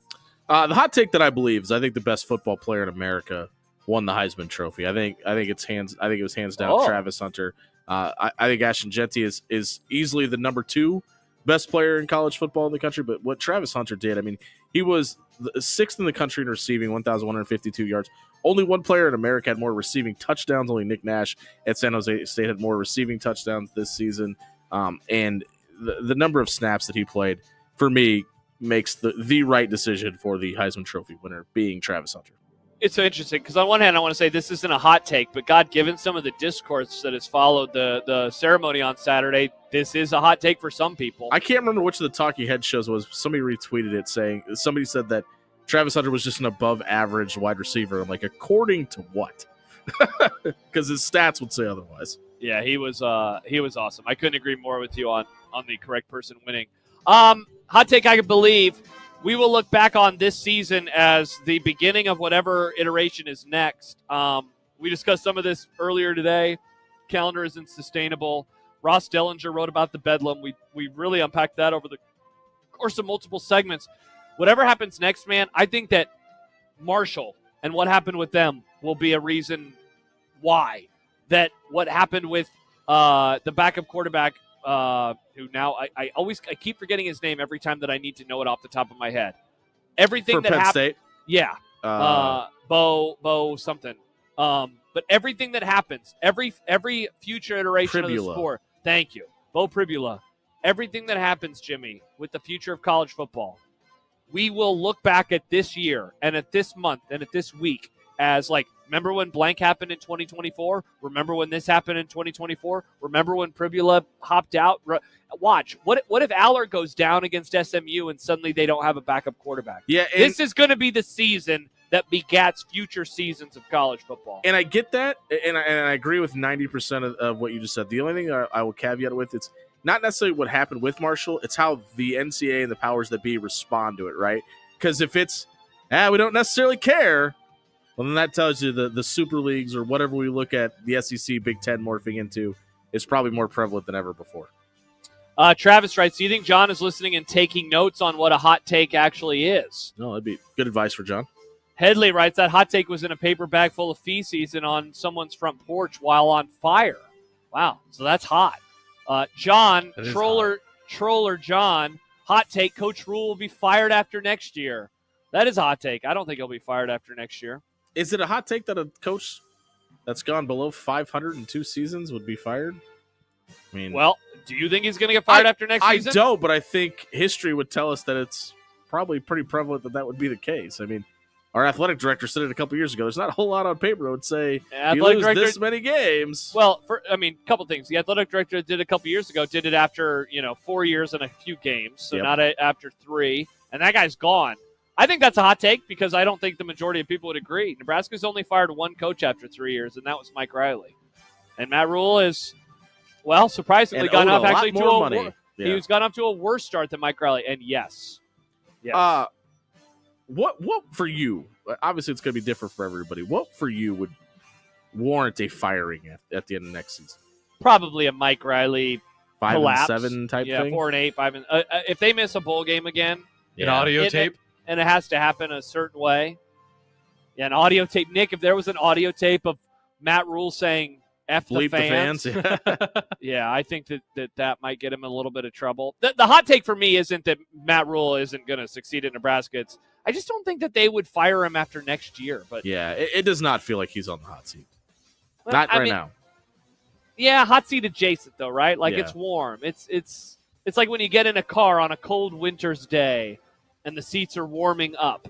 It's not on fire. It doesn't feel like you have poop in your pants yet. I think but they're getting warm. One difference about I hate that feeling about hot seats that you know of. The one thing that feels different about compared to Mike Riley and Scott Frost, though, is it feels like this coach has the ability to read the room, right? Like he knows that these conversations are being had, and he's willing, in his own words, to do whatever it takes to win here. Yeah, let's see if that actually holds true. I don't think there are any other hot takes. Jimmy, are you okay? I've been battling a cough for like 3 months, man. Yeah. 3 months? Yeah, it's awful. Seriously, congrats, Nick. You're going to be sick. No, I'm non-contagious. I just stopped being sick. I've been told by my doctor I'm not contagious. Yeah. You've been told by your doctor that you're not contagious? Hot take, your doctor's a quack. That sounds like something like, if you were in a zombie movie, do you think you'd be the guy who got bit and not tell anybody? John Schreiner's been sitting next to me all 3 of these months and has been sick exactly. Oh, now I'm going to get sick too? Patient 0, baby. Man, just don't suck on his microphone when you come back, Josh. Yeah. Don't suck on his microphone. Don't suck on his microphone is good advice for anybody. Though, what did Neil always say, Nick? Swallow the mic. Swallow the mic. Yep, we had Neil in one Saturday, and that was the one piece of, you talked about the advice that he passed on to you. That was the one piece of advice he passed on to us. Indeed. When we return, let's talk some NFL. We will use the 49ers and their garbage season as our entry point into the NFL this season. Is this just his way of me not talking crap about the Cowboys for 4 hours? Is this what he's doing? I don't know. The Cowboys won again on Sunday. It was a nice win. Which, if you listen to After Hours on Friday, I told you not to believe the hype and that the Cowboys roster way better than Carolina's. I said it. That's true. Carolina was a favorite for the first time in 3 years, and then they got blown off the field. Not to brag. Not to brag, everybody. Not to brag. Cooper Rush for MVP, baby. Oh, God, he sucks. All right, we'll talk some NFL. Steve Sipple still to come as well. It's Unsportsmanlike Conduct on this Tuesday, 1620 The Zone.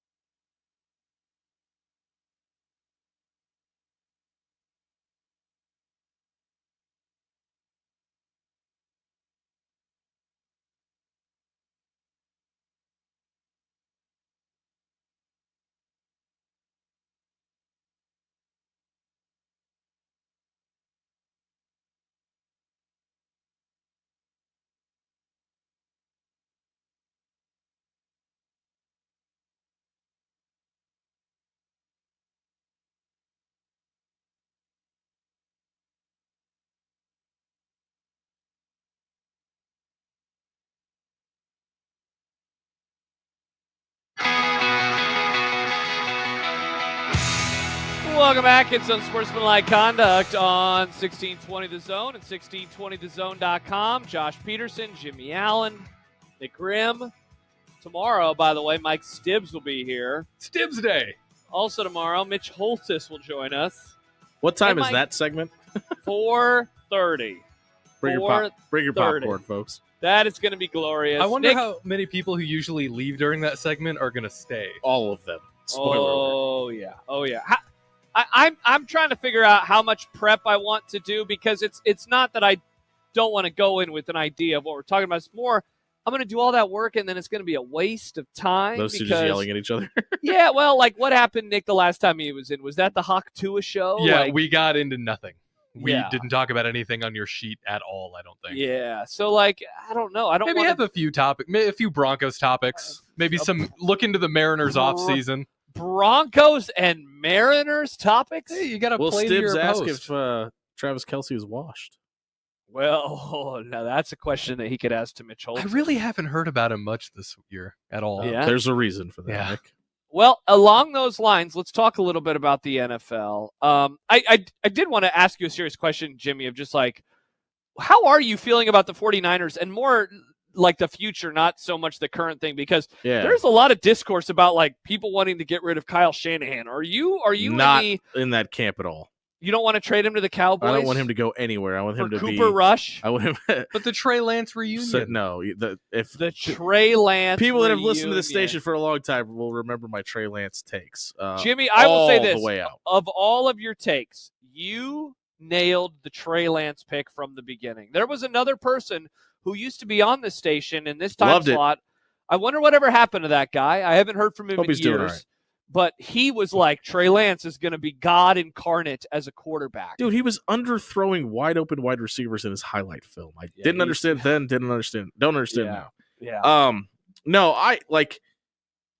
I was very optimistic about the Christian McCaffrey acquisition for a couple of reasons. Like, I loved it, obviously, for obvious reasons. Oh yeah, for sure. But it worked out well. It did, but I was very hesitant to be like, hey, is this a 1 year thing? Is he going to be healthy long term? Because he had all the issues. It was a 1.5 year thing. Which honestly, take the over, right? So you got to be happy about it.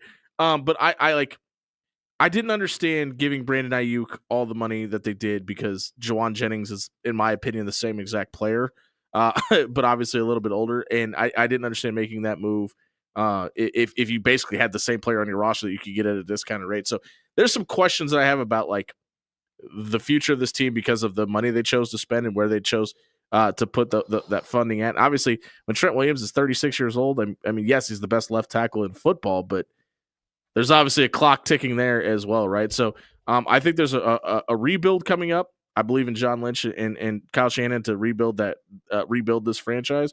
But I feel like the Super Bowl window that we've seen with this team is probably closed. So you don't want them to trade Shanahan, though? No, not at all. Okay. Not even a little bit.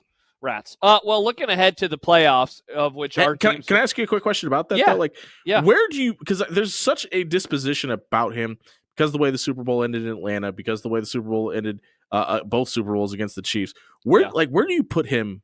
Top 10 in the NFL for as far as coaches. I think he's a top 5 coach. I do too, because I hear a lot he's of people awesome. that say his game management in the big game is what keeps him out. And I'm like, yeah, but you don't get there without the prowess before that. I don't remember who it was that I first heard this from in the last few years, but somebody pointed out like literally every coach has an issue. And, you just hope that the issue that the coach has doesn't come back to haunt them. If I were starting my franchise and I could have any coach in the NFL taking into account their age, so like I wouldn't pick Andy Reid because I think Andy Reid is getting up there. So probably got 5 years left, maybe. For me, it'd be Sean McVay or it would be Kyle Shanahan. Yeah, those would be the guys that I would want to start my franchise with, because I have seen their offenses play at such a high level and the teams perform at such a high level, even with things going against them. I mean, the fact that the Rams are at the front of this division this year is a tremendous testament to their head coach. And I know the Niners have taken a step back, but given all of the injuries, the fact that their record is still as good as it is,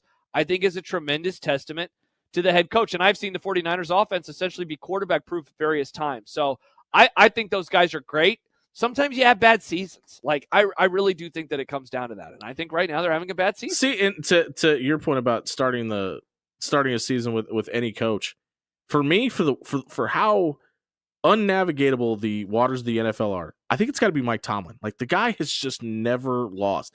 And with the roster that he has in Pittsburgh right now, you can't describe it any other way other than overachieving. I think they've completely overachieved with this roster, and I think it's a complete testament to who the head coach is. So if I was starting from scratch and we're talking about longevity, like a 10-year run, for me, I think it'd be unquestionably Mike Tomlin. Well, it's a great jumping off point, because I wanted to bring up the various teams that I think we collectively view as like the favorites in both the AFC and the NFC. And I know we said parity a million times earlier when talking about college football, Parity. so I don't mean to say it a bunch more again. But so I wrote down 1, 2, 3, 4, I wrote 4 AFC teams down, and I wrote 3 NFC teams down in terms of who I think collectively most of us would put in the list of true contenders. First of all, I'd be curious if you agree on the list, and if it's one team too many, one team too few. Chiefs, Bills, Steelers, Ravens in the AFC, Lions, Eagles, Vikings in the NFC. First question, are those the 7 teams that we think are like the legitimate Super Bowl contenders? Would you kick somebody out? Would you add anybody in? Or is that the list of teams that you think most likely the champion or the participant in both leagues is going to come, or both conferences will come from that list? Give me the NFC one more time. Sorry. Lions, Eagles, Vikings. Lions, Eagles, Vikings. Yeah. I would kick out Pittsburgh out of the AFC just because of everything I just said. I think that they're massively overachieved, and eventually talent catches up, and I don't think they're an actual contender for the Super Bowl. Well, that's it. Okay, real quick, not to go down a different rabbit hole, but I think that's interesting when you say that you would start with Tomlin, because what you just mentioned with them and overachieving, like, I do feel like his ceiling is lower than most other really good coaches. His floor is the highest. But that's why, and I think with how, like, we just talked about Kyle Shanahan being, a top 5 coach in the NFL, and despite all of that, his team is last in the division, still has a chance to make the playoff. They're not going to. Just because of all of the unknowns of pro football.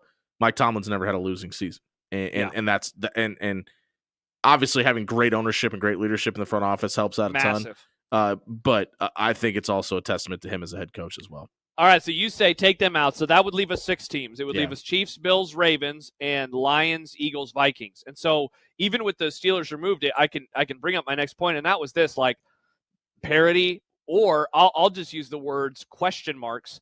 There are a lot of questions about these teams in the playoffs and what it will mean. Chiefs, they've won so many one-score games. Can they actually keep it up? And how healthy is their quarterback going to be? He did practice today, so at the very least, that seems to be okay. For the Bills, it's obviously their defense. They've given up 40 points in the last 2 games. For the Ravens, I think it's their defense and the kind of big picture, and I guess you could say this about the Bills too. Do you actually trust them to get it done in the playoffs? Because they haven't done it yet. In the NFC, everyone is suddenly hurt on the Lions, and like that is a massive problem. The Eagles, I would ask, like, can they throw the ball when they have to? Like, what happens if they get behind against one of the good teams? And then, of course, with the Vikings, like, the question for them is like Sam Darnold, and like can that's about it. Can he actually do this? Like, I think that he is performing at a really high level. I think that roster, the weapons that he has on offense are ridiculous. I think he has a good coach. I think their defense is really good. Like, the Vikings have a lot that I like, and yet I understand why someone would say, yeah, but Josh, it's the Vikings. Because I've basically been saying that all season long too. Yeah, and back to the Eagles for a second. Like, I know I talked about them earlier in the show, but like, do you trust Nick Sirianni? I don't know how many. I don't know how many people do. Yeah. And for all the Kyle Shanahan ailments, I mean, you can kind of make that portable to even lesser, in my opinion, lesser than coach in Philly. But I think that roster is incredibly talented, and there's a lot of the defense is playing well. Yeah, and there's obviously a lot of things that can overcome bad coaching if you got all the talent in the world. It feels like I think if we talk about the most talented team, for me, that's Philadelphia. Like if we're just talking about players on the field at their position, it's basically based on Saquon Barkley and that defense specifically. But if we're talking about the team that it has the best vibes, which let's call it what it is, in this time of the year, that matters. Kind of feels like Buffalo. Yeah, I still, even with their issues on defense, I still like the Bills to make the run out of the because Josh Allen, really good at football. Dude, he is playing. He's such a monster. He's obviously going to win the MVP. We have never. He's already won it. Like, it's over. We have as good as he has been, he has never played at this level, and he is freaking carrying that team. He is putting them on his back, and you would have to be an idiot named Nick Grimm to not believe that the Bills are an awesome football team. They're in a bad division. Interesting, Nick. What's going to happen when they lift up Lombardi's trophy? What will you say then? It's because they got to play I'll the say Dolphins twice? I just pooped myself because that'll happen when I'm old or maybe dead. Wow, interesting, Nick. Yeah, I mean, like the fact that the guy rushed for 3 touchdowns and threw for 3 more, like just no other way to describe it. Incredible. He's pretty good, Nick. Hmm. He's pretty good. Hmm. He's pretty good. Is there anyone that we're not mentioning? I mean, you said kick the Steelers out of the convo. Is there any frisky team like we talked about the Rams? Would you buy into the Rams? Would you buy into the Bucks making a run to the Super Bowl? The Texans making a run to the Super Bowl? You just hit on. I think it's Houston. I like for the second playoffs in a row, they're the most intriguing team for me. And obviously last year because of how new a lot of those pieces were, D'Amico Ryans, the addition of C.J. Stroud, especially. But can they take another step forward? What does it look like if they do get hot and if they do get healthy? I think the addition of Joe Mickens to that offense has been maybe the most underrated movement in the entire season. He's been fantastic. So, yeah, I think Houston is a team that would it surprise anybody if they're in the AFC Championship game? I don't think so. I think I would be surprised by them. If I was picking an AFC team, and I'll be honest, I guess I don't really see an AFC team not named Kansas City or Buffalo. Or Baltimore making it to the AFC title game. You still have faith. You still have faith in Baltimore to make a run all the way to the AFC Championship. Man, they like. I have. I think they could. I think they could, but I think I have a lot more question marks about them than I do running anybody game, else in the AFC. I think they have a good head coach. They got a good quarterback. They have a good running game. They're definitely a lesser version of themselves this year. That's how I feel too. They upgraded massively in the running back room, but overall, I mean, I don't know. They do have a lot of issues. Yeah, maybe it will just be. I don't know. I could also see the Chiefs going one and done, and I've been saying that all year long too. So. Losing their first playoff game. That quarterback, that head coach, that would still surprise me. I know. It's tough to pick against him. Everyone's afraid. He's the best player in football. I think he's the best play caller in football. Really good. Oh, and by the way, that defense is pretty damn good too. Speaking of great play callers, well, I don't know how Steve Sipple would call a game, but I do know that he's joining us when we return. I think he'd run the ball a lot. I think he'd run the ball a lot. Oh, he would definitely run the ball a lot. Sipple joins us when we are back, and the happy hour starts here on 1620 The Zone.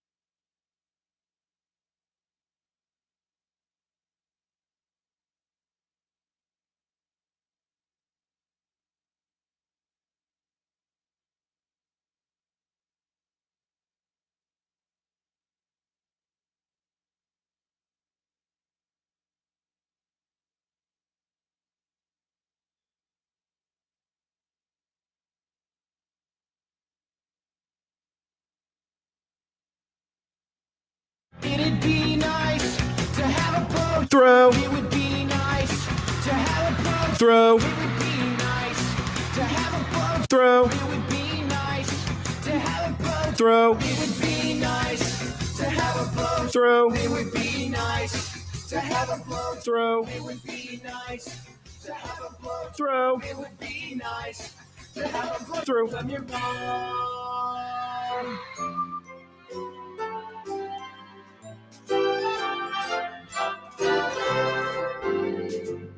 Sipple the snowflake is one old triggered soul with reading glasses sitting on his nose and takes that really blow.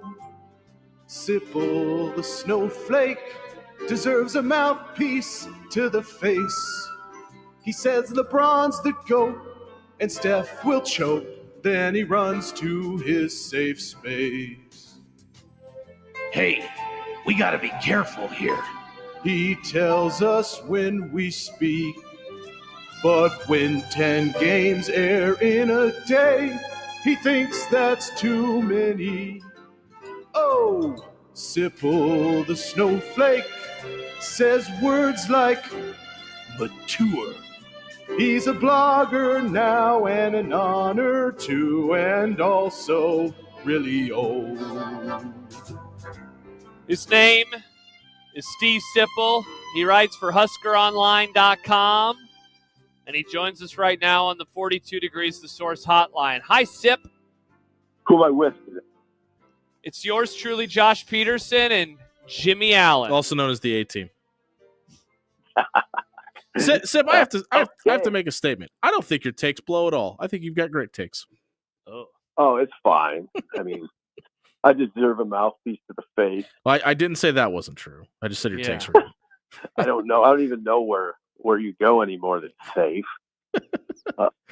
But anyway, thanks, guys. And Jimmy, it's nice to be with you. Hey, Josh, it's always nice to be with you. Thank you, Sip. By the way, speaking of being nice to be with me, this is the last time that we will talk to you on the radio before 2025. So let's make sure it's a good interview. Why is that? Like, what's going on? Well, it's Christmas Eve next week, and then it's New Year's Eve the week after, and so we're not doing shows those days. Okay. Yeah. So welcome in, Sip. Yeah, let's make this happen, baby. Sip, I wanted to kick off the conversation with this topic. It's something that John and I talked a little bit about yesterday, and Jimmy and I are going to talk about it in our next segment. And that is, like, you have always been consistent on how much bowl games matter, no matter what has changed in college football, no matter, rosters and transfer portals. You have always said they still matter. I wonder, do you still feel that way? Or maybe the better question is, because I'm guessing you do, for those who are on the fence about next Saturday mattering, what would you say to them? Why does this game matter, and why can't they just poo-poo it and move on into 2025? God, it's just, I mean, it's been a while since we've had this conversation for obvious reasons. Right? Yes. Yeah. I mean, it's been 8 years, 7 years, whatever it's been. I mean, so it's a dated conversation. I don't know that my opinions changed all that much. It can't be as strong now. My opinions watered down now because the Bulls are watered down and affected, of course, by the college football playoff. But the thing is, and one of the things I always would maintain is that Nebraska's 6-6. It's only going to play 13 games, so of course all games matter a lot. In the sport of football, I've always said I'll never quite understand when we say you could just poo-poo a game or whatever. I don't how. I mean, there's only 13 of them. It's not like an NBA season or the Major League Baseball season where, there's games that are largely inconsequential. No game is completely inconsequential. And then as far as Nebraska, specific to Nebraska, oh yeah, it's always big. I mean, you have a young quarterback for one thing that is trying to build confidence.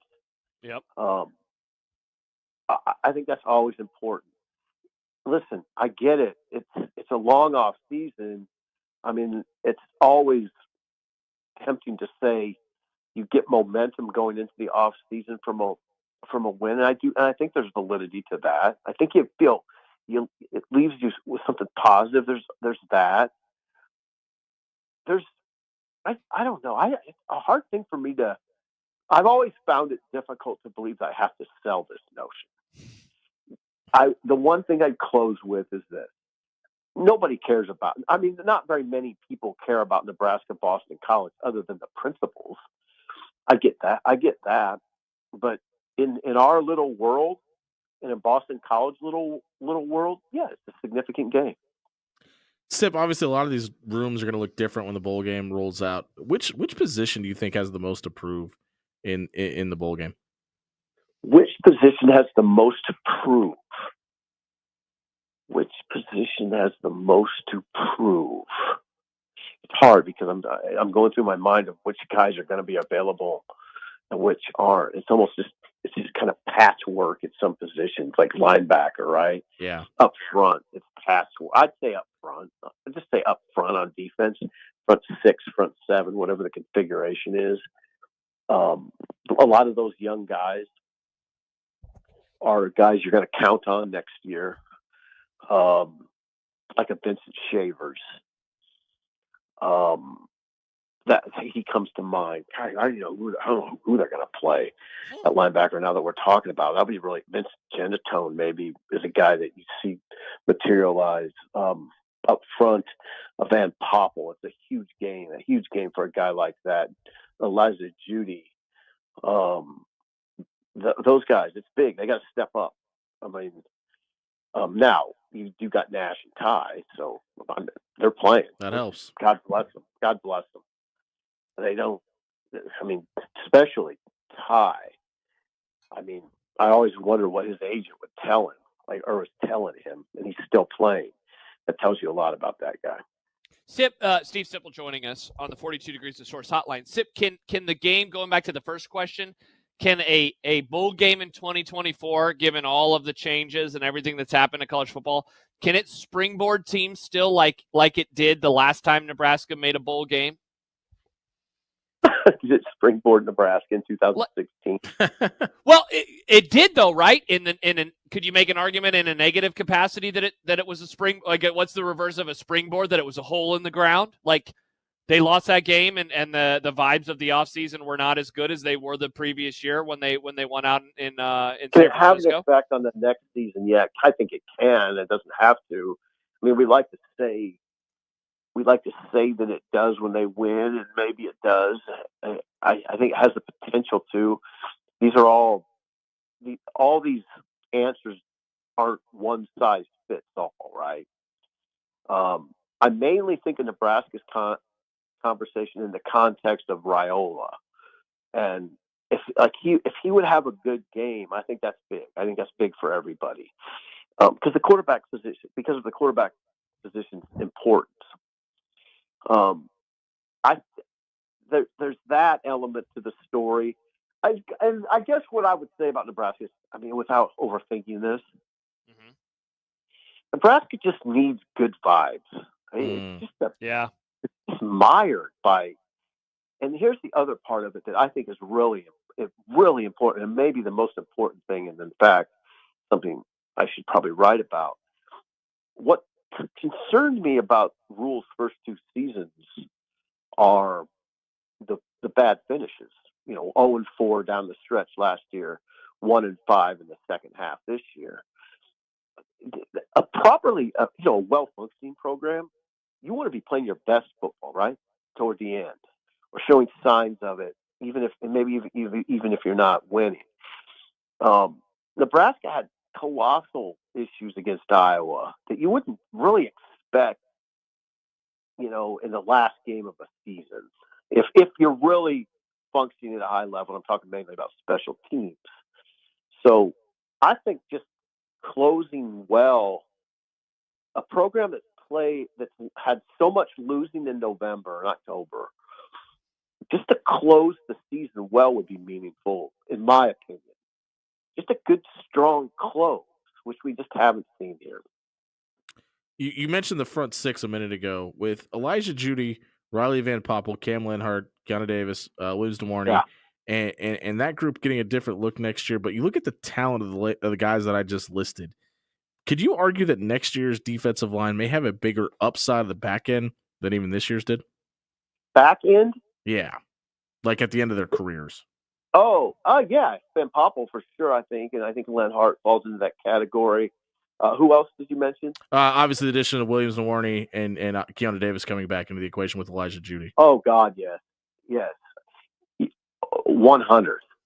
I mean, those guys, Ben Popple and Keanu Davis in particular, yes, there is definitely a potential. Now, I'm saying a mouthful there because Ty could be a first-round pick. Sure. Late first round, I think. I mean, Bill Bush has said it on our show. You've heard Matt Rule say it. But I do think Ben Popple and Keanu Davis in particular are guys with enormous talent. I know to some people, when I talk about Keanu Davis that way, they'll say, "What is Sipple talking about?" He didn't do much this year. I think he played 90 snaps and had 9 tackles. But that's a true freshman playing up front in the Big Ten. And if you lay eyes on him, you understand. And then if you understand the way they think of him in the program, he's got a mean streak. He's a guy that's going to get to 275, 280. You don't want to put a ton of weight on his frame. He's not like going to be a Sioux. He's not going to get into 290 or 300. But he's super athletic.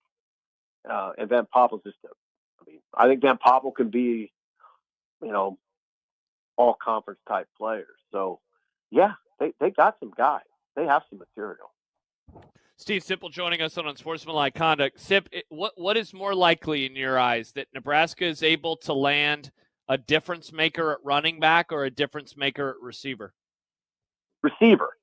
I think receiver. Those guys that they're looking at, that kid from Florida, is it Atlantic? Particularly though, the kid from Cal. I would say that's the one to watch the closest.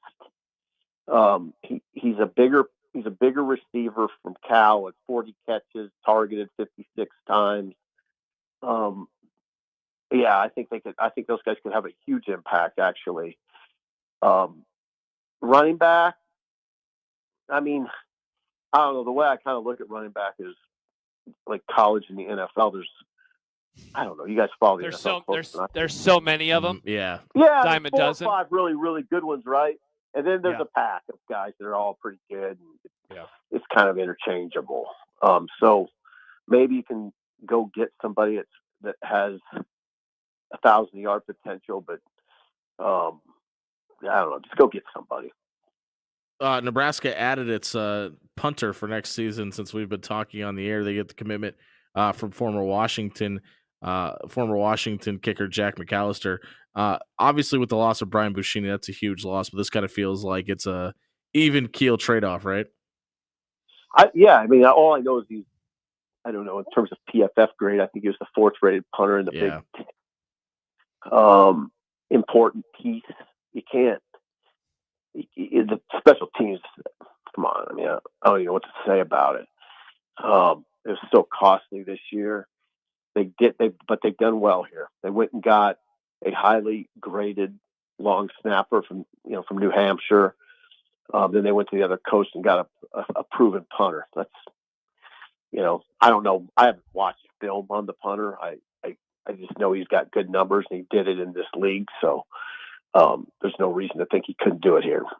Sip, I've seen coming off of the news of yesterday that the game against Cincinnati will be at Arrowhead. I've seen some people saying, like, this is great. I wish Nebraska had more games like this, whether it's at Arrowhead or just at neutral sites in general. And then I've also had some people say, like, this is dumb. Don't play games at NFL stadiums. Which side of the argument do you find yourself on? Don't have I know this doesn't work for radio very well. I don't have a super strong opinion on it. I think it's kind of neat. I would think it's kind of neat for fans to get that, to make that trip to a venue like Arrowhead. The experiences I've had there were amazing.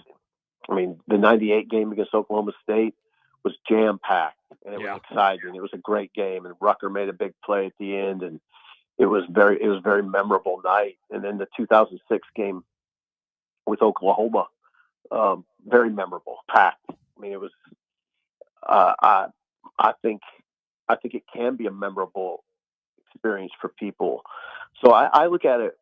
I mean, the way I've portrayed it is a win-win-win. It's a win for Arrowhead, a huge win for Cincinnati because of the money it's going to make for this. It's a home game for Cincinnati, and they're going to take away $4 million plus for their NIL operation. And I think it's a win for Nebraska too because it's it's not a home game. It's kind of going to be like a home game, but it's not technically a home game. Yep. So I think it's good. I know it's a little inconvenient for some people, or a lot inconvenient. Okay, but then there's some other people that it'll be more convenient for. I mean, people that live closer to that area. So I think it's good. Well, that area is interesting, right? Because they just hired Jamar Mosey from that area that used to be a head coach there. They get Williams Nwaneri to come to Nebraska after being at Missouri and played in Kansas City. And it feels like they've had some misses in that area from a recruiting standpoint. There's got to be a big coup recruiting-wise, right? Yeah, they've made a huge. I mean, I assume you guys have talked about it in the Omaha market. This surge they've had recruiting-wise in Kansas City is I mean, it's gigantic. And I'm talking about you mentioned Dawson Merritt, and Isaiah Mosey, and Williams Nwaneri, and then Juju Marks. I mean, wow. You've had some issues in Kansas City, haven't gone in there and got enough talent. And then all of a sudden it sort of exploded, right? With those guys. I mean, it's sort of flown under, I don't know. My interpretation is it's sort of flown under the radar just because there's so much news right now. December's just so chaotic. But this staff went down and got Dawson Merritt and Nwaneri and Mosey and Juju Marks. I mean, those are three dudes in that area, big time players. So, and then now you're going to Arrowhead. Just keep it rolling. Stay in that market. But getting Jamar Mosey on the staff, Isaiah's dad, is probably the most critical element. Steve Sipple, HuskerOnline.com. Sip, for the final time this year, we say goodbye to you. I hope that you have a Merry Christmas, a Happy Holidays, a Happy New Year, and safe trip out to New York City. Thank you, guys. Thanks for having me on. Josh and Jimmy, it's nice talking to you. We'll do it again. Good talking to you, Sip. We'll talk to you next year, Sip. God bless you. Bye-bye. That is Steve I love Sipple, you, Sip. Oh. who joins us. Sorry, Nick, he's gone. He's gone. He's not dead. He's still with us. He went to go get a carton of milk. Or maybe he went to write about the breaking news that Mike Vick just got hired at Norfolk State in Virginia to be their head football coach. What a time to be alive, folks. How about that? Yeah, 2024 or 2025 college football is going to be very, very weird. Oh, it's going to be weird. All right. Going back real quick to the Kansas City stuff, and he said it towards the end. On one hand, there will be some people who will say, like, this is an inconvenience for me. On the other hand, it will be more convenient for some fans. And Jimmy, I mean, if you view it from the perspective that I do, where it's going to be more Husker fans than Cincinnati, essentially Nebraska now will have 8 home games next year. Yeah. You can view it from that perspective where they have 7 real home games. It's like when Georgia plays in Atlanta. That's how the Kansas City game can be. And so, man, they've had so many of these openers that they have lost. If they get a win on that Thursday, like, that's a nice way to kick off the season. The only my only problem with this is it just feels like this team doesn't have their in-house stuff together yet, and I worry about the dog and pony show of going on the road at a neutral site and everything that comes along with that, all the extra media you have to do for these type of games. That's where I worry about it, because this team has been so out of pocket. Obviously, a different head coach, but I think back to the we'll call it a debacle for a lack of better term in Ireland, and everything that was circumstantial with that situation. Like, this team feels like it should have its poop in a group before it takes the show on the road. Yeah, but this will not be a neutral site game in like Like, it will not be the Aer Lingus Classic, right? Right. There won't be as much pomp and circumstance. Correct. It's going to just be like a normal road game, except that they're playing it in Kansas City instead of Indianapolis, instead of Cincinnati. I'm very curious as to why Cincinnati ultimately has given up a home game. Like, we saw something similar happen 12 years ago when Nebraska was supposed to play at Southern Miss. Right. And then there were a lot of rumors and reports that it was going to be played in the Superdome in New Orleans. New Orleans, yep. And then I think that there was some talk and discourse about maybe it being played in Kansas City. And then ultimately it was played in Lincoln. And so it literally became a Nebraska home game. This will not be the case. They started selling tickets today. I have to imagine that something happened with Lucas Oil Stadium. Like there was a scheduling conflict with whatever's going on at the Colts home stadium where it's supposed to be. Yeah, but why not just play a home game? You'd have a chance to do that. Jordan, I doubt Rule will miss meetings because he was hungover/drunk. Yeah, I don't think that happened. Travis says, keep recruiting in the market, but no need to keep playing games at a lame NFL stadium out in the middle of nowhere. I hate neutral site games. Travis, I'm normally with you on the neutral site games. I will say this, and maybe it's just because I don't despise the Chiefs like a Broncos fan would.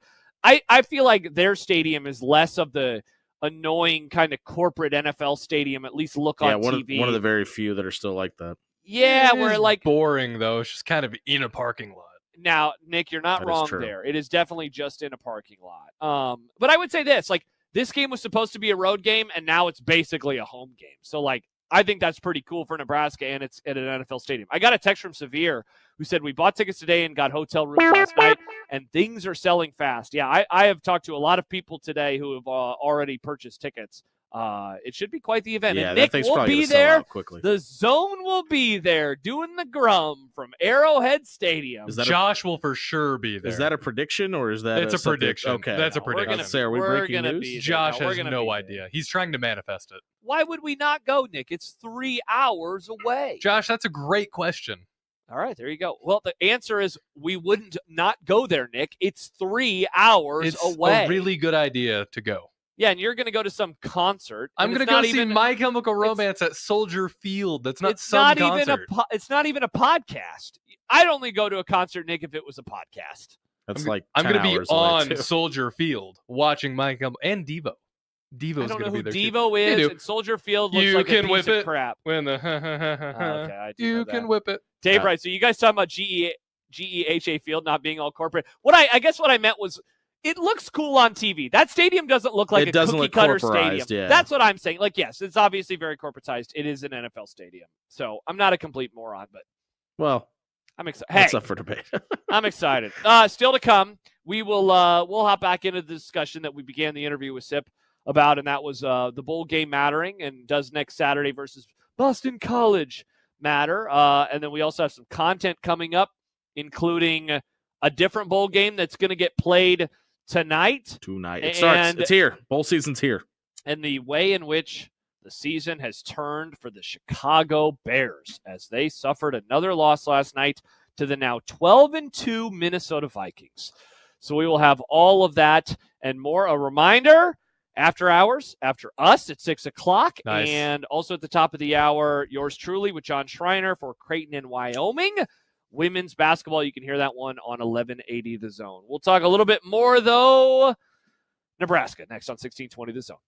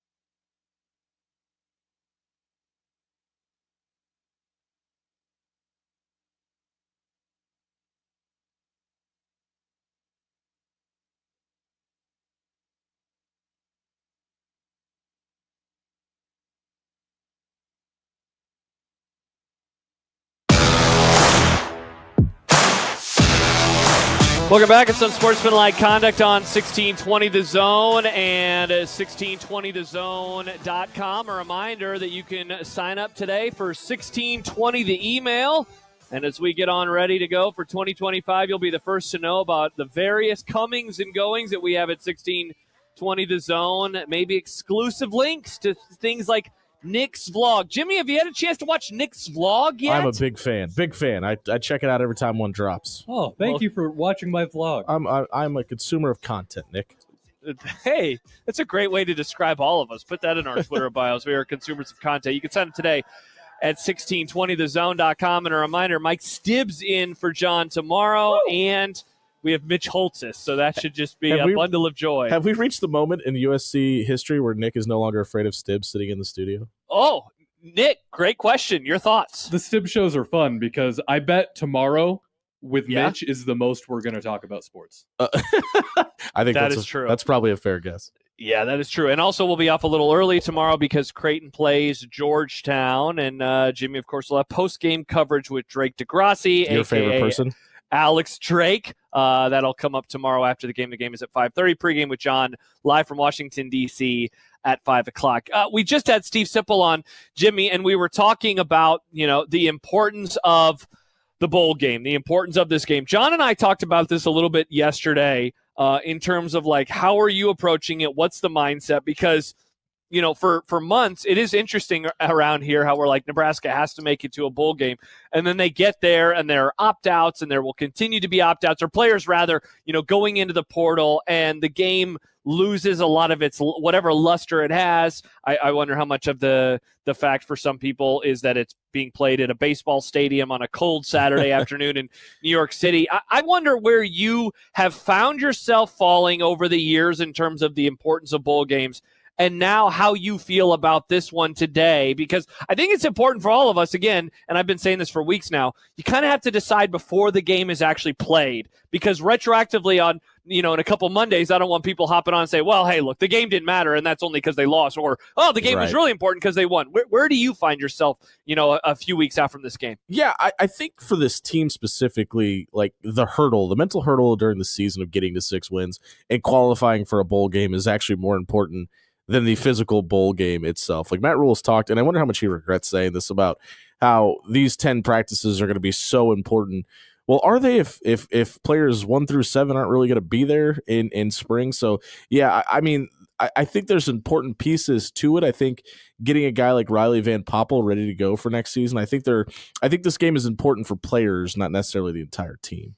Yeah, I think that's a good way to view it, in that you have there will be a lot of young pieces that will be on the field next year, and they're going to be playing in this game. I think if you're diving in, and I think your approach is probably good, rather than maybe a blanket, this game does matter, this game doesn't matter, looking at individuals.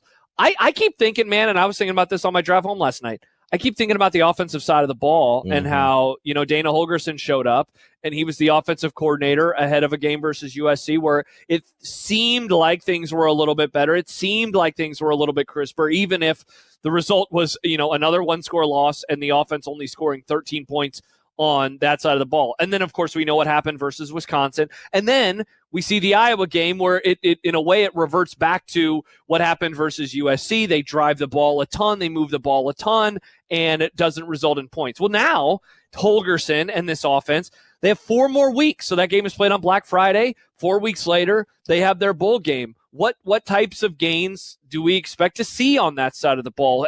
A healthier Dylan Raiola now after being banged up throughout the year. What do we expect to see from him? And we're continuing to wonder which running backs will or won't be on the roster still, or what's going to happen at wide receiver, at tight end. Are we going to see a lot of Heinrich Harburg as he prepares for the next step of his career playing that tight end position? That side of the ball, it's a fun little test run, I guess, for the 2025 season. Well, let me ask you this. Which side of the ball do you have more question marks heading into next year? Because obviously the entire defensive line essentially is going to be different, and really the front 7. But, I don't know if you're in the same lockstep with me. I think there's going to be a ton of additions in the wide receiver room through the transfer portal, too. So I don't even necessarily know if, the offensive weapons that we're going to see in the Pinstripe Bowl is exactly what we're going to see against Cincinnati. Yeah, I think that. What was the question? Which side do I have more? Which side do you have more question marks about? Yeah, probably would be defense, and I think that's mainly because this was a senior-laden group in a lot of ways on that side of the ball. Especially I look at the defensive line and how many, elder statesmen they had there. And, I don't think that the way in which the defense wants to play next year, I don't think it's going to be like drastically different. I don't know if you do, but I think that there will be so many more new players that is going to affect how things go. And that's not to say like the offense had to change a coordinator at the beginning of November. But I guess when you have the quarterback return, it does, there's a steadiness that provides that I really don't know that you can have on the other side of the ball given a coordinator change. Even if I don't think that the defense is going to be like drastically different, I feel like that side of the ball, because they don't have a steady hand at a quarterback position, that it's going to be different enough that I guess I'm just going to wonder, like, okay, well, ultimately, what is it going to look like in 2025? Well, and you're replacing your quarterback on the defensive side of the ball anyway. When you talk about John Bullock being gone, and obviously Isaac Gifford, who's the vocal leader of that team, that side of the ball being graduating this year and probably leaving for the NFL, maybe more likely on a free agent basis. But I think there's a lot of important voices that are leaving that room. But I think the other reason is the guy that's the coordinator was there last year, right? So I mean, to your point about not expecting to see a whole lot of changes, for me, that's why I'm kind of thinking that it's probably going to be pretty similar, and they're going to try to keep some of the same concepts that Tony White was running because of John Butler's ability to be in that room and kind of learn from him for the 9 months that he was there. Yeah, it is pretty wild, man. And I know we've talked about it at various points over the last month, but just, since they have had all of these changes, and, I'm still wondering what's going to happen, with the third coordinator and that being Foley, and then obviously the offensive coordinator from this last year for the first 9 games and the 12 games in the season before that is still on the roster. I don't think Satterfield will be on the coaching staff. I don't think Ed Foley is going to be the special teams coordinator, but there are just so many changes. And then that's not even to mention, the wide receiver room. What's going to happen with the quarterback coach? What's going to happen with the running back coach? What's going to, we know about a new defensive line coach. We know about a new defensive backs coach. Like, it is, what are we talking about? That's half the coaching staff. Right. Remember, Jimmy, there was a time when, I don't know, maybe October is when John and I started talking about, like, hey, what would you set the over-under for position or for just coaching changes? And I think the first number that we threw out there, this was the whole staff, I think was 3.5. And like, what a hilariously low number. What a hilariously low number now in hindsight. See, but and the reason I would have said 3 is I think everybody expected Tony White to be gone at the end of the season, no matter what. And I think everybody expected, if that was the case, Terrence Knighton would go with him. So there's 2 right there. And when you're 5-1 in October, everybody expected Marcus Satterfield to be back. Now I don't think there's anybody, to your point, that thinks he's going to be on the staff next year. But like the fact that we're still talking about Ed Foley still going to be on the staff next season, but in a different role, just kind of shows where we are in college football, right? Like there's so many possibilities where if a guy just doesn't work out at his position, you could just move to an analyst and just continue to let him be your recruiting person or whatever his role is on the team while still getting a paycheck for kind of failing at his job. It's just a weird concept. Do you like that? Do you like this? Because we talk so much about the new world, and you and I have done it plenty today in terms of what's happened with the transfer portal and all of these things. What do you think about this new world of coaches that like you said, if you don't like somebody, but there is, let me rephrase it. If you don't like the ability that a coach has in terms of the literal coaching of his position group, or in this case, coordinating an entire phase of football, but you do think that he brings something really, really important to the table in terms of relationships. And obviously that's the thing that Foley has, right? He has the great relationships in terms of the state that they're just like, well, let's keep you and you can do those things. Yeah, go eat at a diner in Schuyler, Nebraska tomorrow. We'll pay for it. Yeah, but we don't want you coaching, we don't want you coaching an entire phase of football. I think the person matters, right? And Ed Foley's such a personable person. That's the reason. And relationships matter. And when everything we just talked about, the changes and the basis of all those changes, there's still this thing called recruiting going on, right? So you've got to be able to have wholesale changes, but maintain relationships with people outside of the program that you're expecting to come in. You've got to have some familiar faces there. Like the Ed Foley project, I guess we'll call it, is so strange to me because when you look at what he's being asked to do, he's being asked to put this net around the state of Nebraska and have that be his territory. But when you look at the big-time targets inside of the state of Nebraska that Nebraska's either in on or been able to flip or get to commit, Ed Foley's nowhere near those players. Like, he had nothing to do with the Christian Jones from Westside recruitment. He had nothing to do with the discussions with Chase Lofton, but he's still the guy that you have on Front Street out there talking to all these 8-man, 6-man Western Nebraska schools and building those relationships. It's just a weird dynamic, and it kind of feels like Matt Rule likes the PR approach to it, and that's the reason they're keeping him.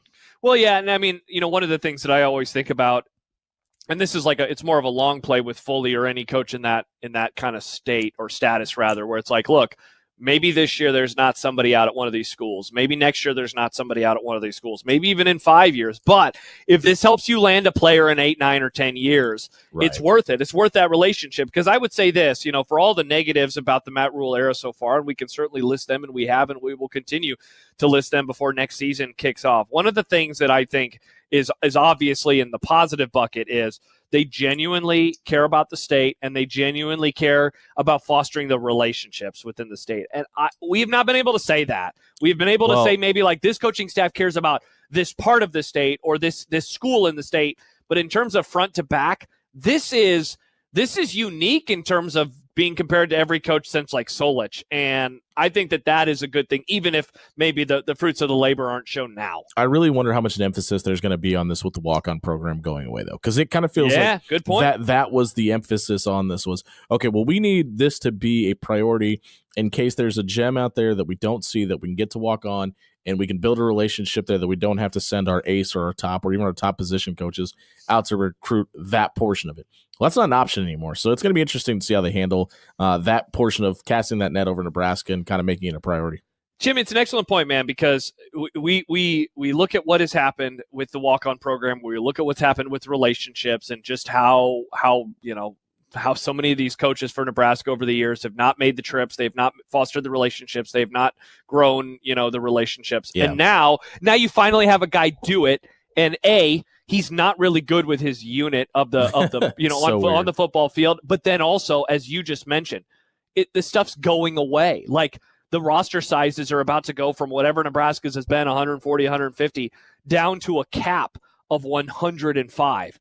What happens then when your idea of building a relationship matters to get those players 125 through 140? What happens when you don't get those players anymore? And how do you try to foster those relationships? And what is, essentially then you're playing the long game, hoping that, player number 84 or 79, or in the rare case, a top 50 guy on your roster, top 10 in the case of a Carter Nelson, maybe moving forward, that you're able to get the relationships with them to hope to land one of those players. Well, and I wonder how much that, like when we talk about the constant change of college football, how much the rules start to change to lower back down coaching numbers too, because I think a lot of the reason that you saw the ability to add all these analysts is because the roster sizes across the country were bolstering and they weren't growing at such a high rate. Well, if that's changing, the need for coaches will probably go down, and we'll probably see regulation for that as well. Yeah, we certainly will. So obviously it's been a program today filled with a lot of big picture conversations. These will not be going away. Welcome to What soon. If season, folks. Yeah, it really is, man. And every offseason, I'm always like, I wonder what the topic is going to be this offseason. And right now, offseason as in football offseason, because we still have basketball. We still have, Nick's glorious college baseball will return at some point in time as well. But I know what the big picture topics are going to be for college sports. It's going to be a lot of calendar. And how do you get that fixed? And it feels like we're just like, I don't know how to describe, but it feels like we're waiting for some big topic discussion, whether it be, regulation to NIL. Obviously we're talking about revenue sharing coming up, but it just feels like the one constant in every single offseason has been constant change that maybe we weren't expecting, or it wasn't even like really coming down the pipe for people to be aware of. So it's the all-knowing unknowing is kind of what college sports have become. Yeah, it certainly has. When we return, it is time for some unsportsmanlike content coming up in content. Who will win the 1 seed in the NFC? There's a bowl game tonight. and Nick's favorite topic, the NBA. All of that when we return. Jimmy Allen in today for John Bishop. I am Josh Peterson getting ready for Creighton women's basketball versus Wyoming coming up at the top of the hour on 1180 The Zone. I'll be on the call with John Schreiner, who is usually on. Stole my co-host. I did, yeah. So Jimmy, are you going solo tonight it's then? just me Because tonight. Yep. All right, so it'll be Jimmy tonight on After Hours coming up after this on The Zone, and then John Schreiner and yours truly over on 1184 Creighton in Wyoming. We'll get to content when we return. It's Unsportsmanlike Conduct on 1620 The Zone.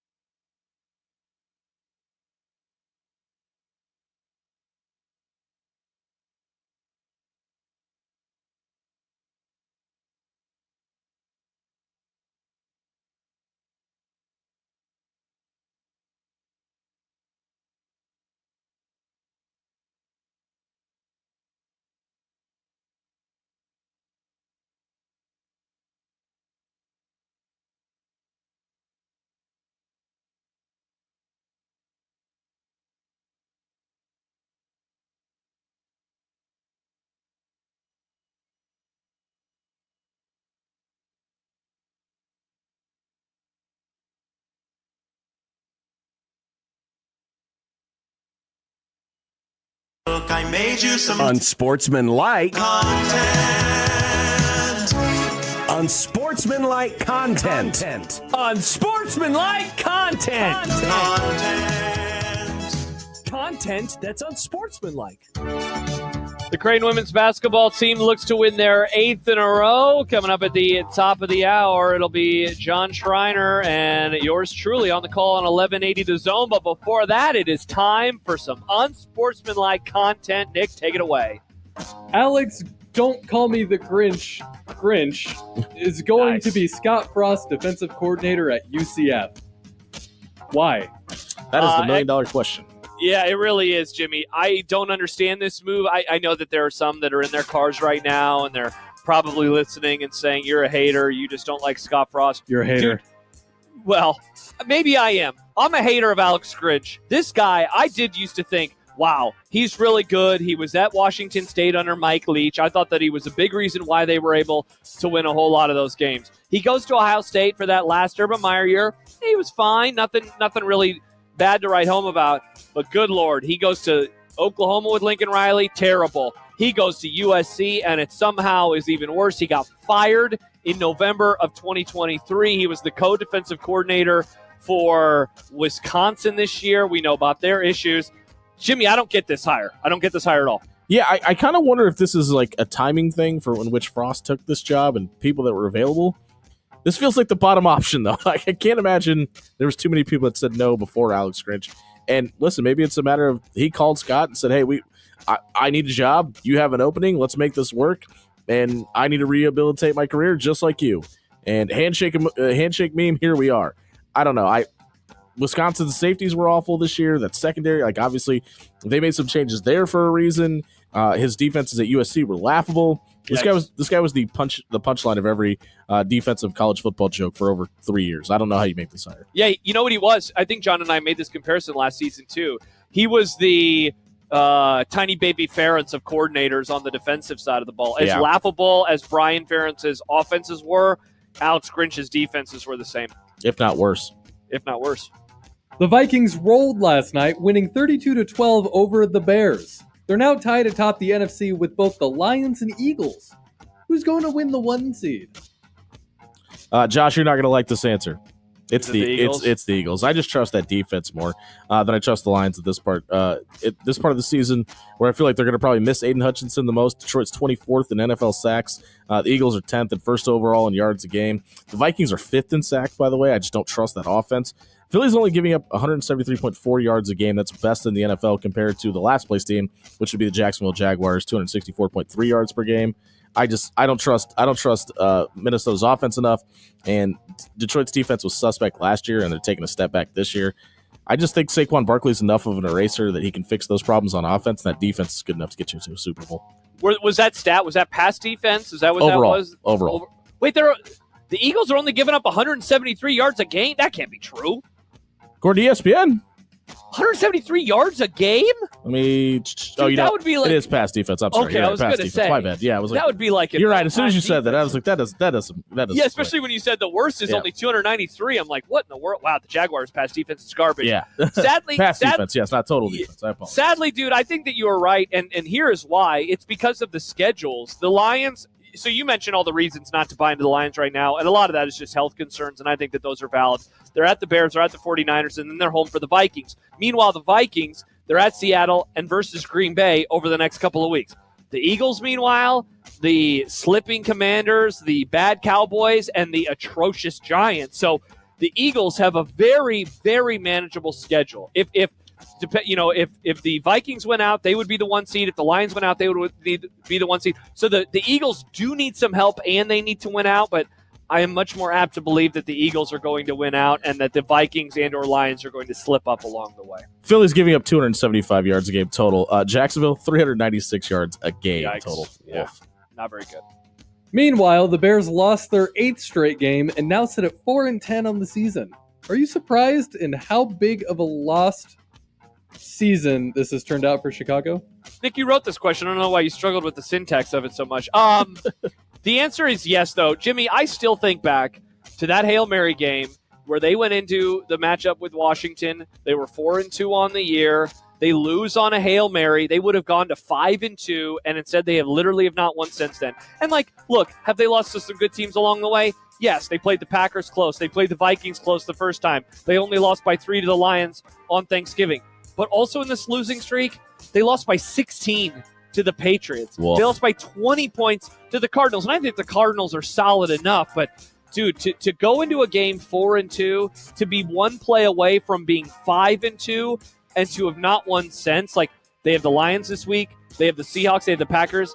It would not surprise me if they literally don't win another game this year. No, I'm not surprised about this. I told everybody last year before the draft they shouldn't draft Caleb Williams, that they're going to keep Matt Eberflus. You were gonna regress Caleb Williams' growth in his first season. You could have bolstered that defense and got a couple pieces around it, kept Justin Fields for another year, and instead you're hindering Caleb Williams' growth. Will he be Trevor Lawrence 2.0 and be stuck in a bad franchise and not be able to grow or overcome the shortcomings of the franchise? I don't know if we could say that yet. But no, I'm not surprised by this. I'm surprised they got to 4-2 to start the season in the first place, and I don't expect them to kick out of this. I think it was a bad draft pick to get Caleb Williams because I don't think he fits what they wanted to accomplish. I think bringing Matt Eberflus was a giant mistake, and I don't see this team having success until they make some wholesale changes. The original sin is not. I know that you brought up both things, but it is not that they drafted Caleb Williams. It's that they brought back Eberflus. That was so stupid. Well, I think they go hand in hand. Like, it didn't make sense to bring back Eberflus and draft Caleb Williams. Like, if you're going to bring back Eberflus, it made more sense to try to sell off the pick for as much as you possibly could, get through one more year, see if you could possibly get max value out of Justin Fields for another year. And they didn't do any of that. They did everything as backwards as they possibly could. So stupid. Finally, in the NFL, the Falcons intercepted the Raiders' Hail Mary attempt on their last play of the game to end their own losing streak and now sit at 7-7 on the season. Will Atlanta make the playoffs? They're done. They're cooked. They have to win out, I think, to probably even get a chance. They have to play Washington at home. No chance. That's not happening. I think they're done. Yeah, it's wild when you look at the playoff standings right now and how there is this drop off. The Commanders still in as the 7th seed. They're a game up on Seattle. They're 2 games up on the Falcons. I would tend to say no. I'm with you. As Nick just mentioned, they ended a 4-game losing streak, but it went down to the wire. They went down to the wire with the Raiders. They have the Eagles coming up, do the Commanders, but I don't like what I'm seeing in terms of the cut of their jib from the Falcons. They do have the Giants and the Panthers, so I guess maybe they could sneak in. It just comes down to if they're able to get that win versus Washington in Week 17. Yeah, Tampa's going to win out, too. They finished the season at Dallas, and then they get the Panthers and Saints at home to round it out. Yeah, they're playing really good football right now. That, too. Bowl games are back, folks. The Scooters Coffee Frisco Bowl kicks off at 8 o'clock tonight when Memphis takes on West Virginia Mountain Mama. How exciting of a matchup is this? It's very exciting, Jimmy, and I'm not just saying that because the Scooters Coffee Frisco Bowl delivered us some tasty treats in recent weeks. I have the coffee mug that they gave me. I use that. I love it. It keeps my coffee nice and warm, even if I leave the room for a few minutes. Everything bagels are delicious. Everything you like everything bagels. I like coffee. Hey, let's put a fork in that or a pin in that because we'll be talking about what's for dinner very, very shortly. So this is great. Also, what a time, Jimmy. It starts at 8. You'll be done with after hours. I'll be done with my basketball game. Get home, cozy up on my couch with Mr. Banks, and watch some college football. Thank you, Scooters, and thank you, Frisco Bowl. I'm more excited to see how many times they show Rich Rod on TV. I mean, he's going to be there, right? There's a... Oh, yeah. Yeah, and I'm going to set the over-under at 10.5, and I will hammer the over. Oh, wow. Okay, well, Nick, can you keep track of this for us tonight so we Put can it have on the that list. update tomorrow? Put it on the list. Get the eggs. I will watch this intently. Get the tomatoes. Tennessee men's basketball remains at the top of the latest top 25 rankings following their nail-biting win at Illinois. Auburn is right behind them at number 2 and is getting first-place votes as well. How many number 1s do you think we'll see throughout the season of college basketball? 4 teams are still undefeated. The aforementioned Vols, and obviously they're number 1. Florida, who's number 7 in the AP poll. Oklahoma, who's 14th, and an unranked Utah State Aggies team. I think Kentucky's probably the best team in the country. I think Alabama might be the second best. Tennessee doesn't play Kentucky until January 28th. I don't think we see a change in number 1 until then. I'm going to say we only see three more changes throughout the rest of the year. Oh, so you think it's going to be fairly static then moving forward? I do. I think what we see in the early part of the season is the outlier, and it's not going to be the constant. Yeah, it's funny because, every year I feel like, Jimmy, at this time, it's like, oh, man, the college basketball season has never been crazier than it is right now. And then you look at the records, and it's like, there's really not a whole lot of losses. Yeah. And there's not a whole lot of losses right now. If you combine all of the losses within the teams that are in the top 10, it only amounts to 12 total losses. And they have played... over 100 games is essentially what we are talking about amongst that group. So I'll agree with you. I'll say that we're not going to have a whole lot of changes. UConn also continues to climb after their losing streak. They are suddenly up 7 more spots, and they're sitting at 11th in the country. So, yeah, I think you might be right. Dan Hurley might know what he's doing, folks. Yeah, he's pretty good. My favorite event, the NBA Cup, comes to an end tonight. Darn. When the Bucks take on the Thunder. Mercifully, the terrible courts will go away after this game. Who lifts the second iteration of the most glorious trophy the league has to offer? Nick, I'm surprised you wrote the most glorious trophy the league has to offer instead of the most glorious trophy America has to offer. USA. It's not the Pop-Tart. Give me the Thunder and Jimmy. Could the Thunder become the first to win both the NBA Cup and the Larry O'Brien Trophy in June? Many Man, are asking. They're so good and they're so young. But I'm going to go with the Bucks just because of the experience factor. Oh. Here's the other thing about this tournament, though. I was all the way out. If 101% was an option a year ago, that's how out I was on this. But the players seem to care about this.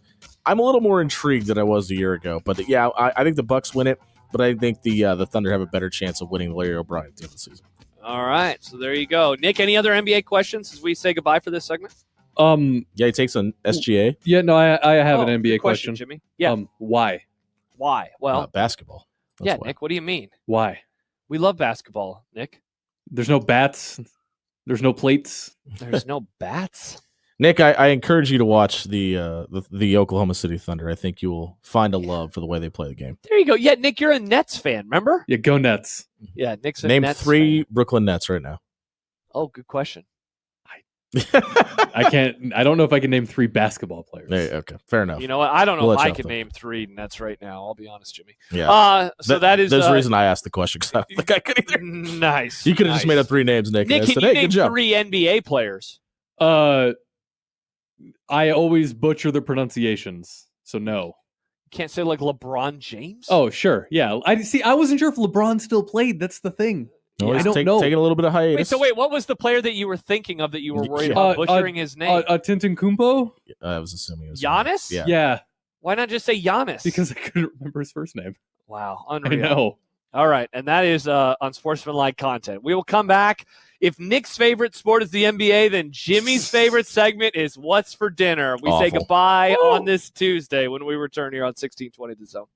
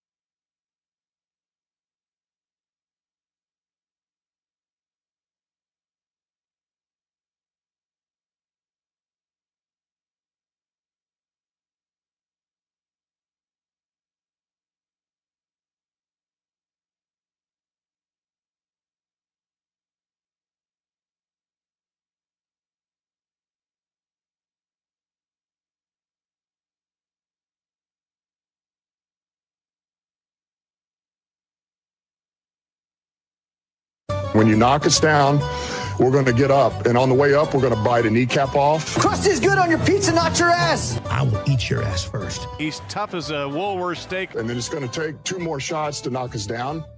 All right. And on the way up, we're going to take your other kneecap. I'm ready to hang them up, gut them, and skin them, and chop them up. You know what? I'm ready. My daughters aren't starving to death. I'll eat my neighbors. And we're going to get up, and then it's going to take 3 shots to get us down. And when we do, we're going to take another hunk out of you. Cliff, what are you going to take away as your best memory from playing basketball at Boston College? Probably just, like, going out to eat. Oh, baby. It is time for the segment that we started, Jimmy, 11 and a half months ago. How great is this? It's time for What's for Dinner. We got rid of Bet of the Day, and now we're coming upon our year anniversary. Will it roll on into 2025? Stay tuned. I'm at the arena, famously. I've been here all day. Normally, it's either 2 options. It is either pizza or it is Pickleman's. Nice. I'm going to guess. God, I love Pickleman's. I'm going to guess that tonight is Pickleman's. So I'm going to guess Pickleman's. I don't know for sure. Yeah, what's the go-to? What's the go-to at Pickleman's? So they usually have all sorts of sandwiches. I like if they have a club option, I always get a club option, or just anything with ham. I want something with ham on it. It's the water of meat. Their turkey's good. I'm going to grab that, and I'm going to eat it as fast as possible because the game is just about to start. Their I'm tomato hoping basil for soup is second to none in the Yeah? Bum Hut. It's so Oh. good. Here you go. What if they switch it up and get you Pickleman's pizza, Josh?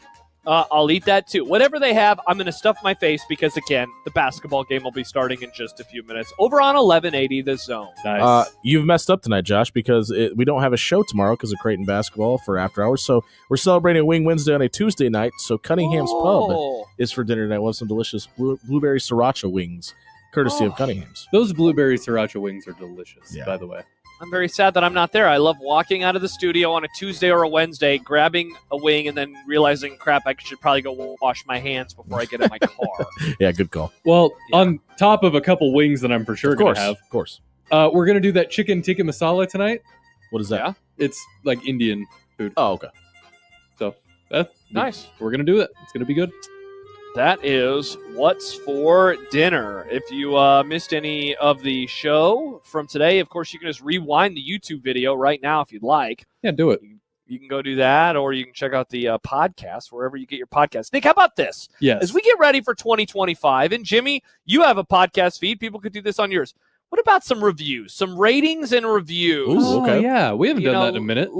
And how about this? Leave us a 5-star review, but roast us as well, because as we get ready for the program, I have some ideas for some new imaging with our deep voice guy, Mr. Jim Cutler, and I would like to use various, comments about the show and how much people hate us, and having him read those. So if you go leave us a 5-star review, but with a roast, maybe it will get turned into a promo that you could hear. And you can do the same thing for after hours. You know what we could do Jimmy for wants to be roasted. You know what we could do for the Christmas week where everybody's off and we're playing best of? Nothing, because I've already started working on for it. next year, for 2026. Oh, there you go. We could save some mean tweets or mean YouTube comments. We could just do stingers of us reading mean tweets about us.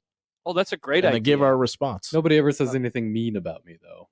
Oh, Nick, you're a loser. So You're a dork. Nick 4 eyes. Nick can't read, huh? Your beard was horrible. Did you participate in January 6th? There you go, Nick. How was that for you? The answer to all that was yes, by the way. Yeah. There you go. No, I think that'd be great. I think our listeners are nice enough to tell us how they truly feel about us, and I think we should have a platform to respond. Absolutely. Are you doing radio? Oh, all right. Never mind. I was going to say, are you doing radio next week, Jimmy? But it's time for us to go goodbye. Bye. Oh, well, all right. There's still some time. I guess there's time. Jimmy, are you doing a radio show next week? We're not, but we have an exciting announcement for Saturday, and we'll tell everybody what's going on with that tonight on After Hours. Oh, look at that. So stay tuned for that. That is coming up in just a moment on The Zone. I'll be over on 1180 with John Schreiner for the Wyoming Cowgirls versus the Creighton Blue Jays. For Jimmy, for Nick, I am Josh.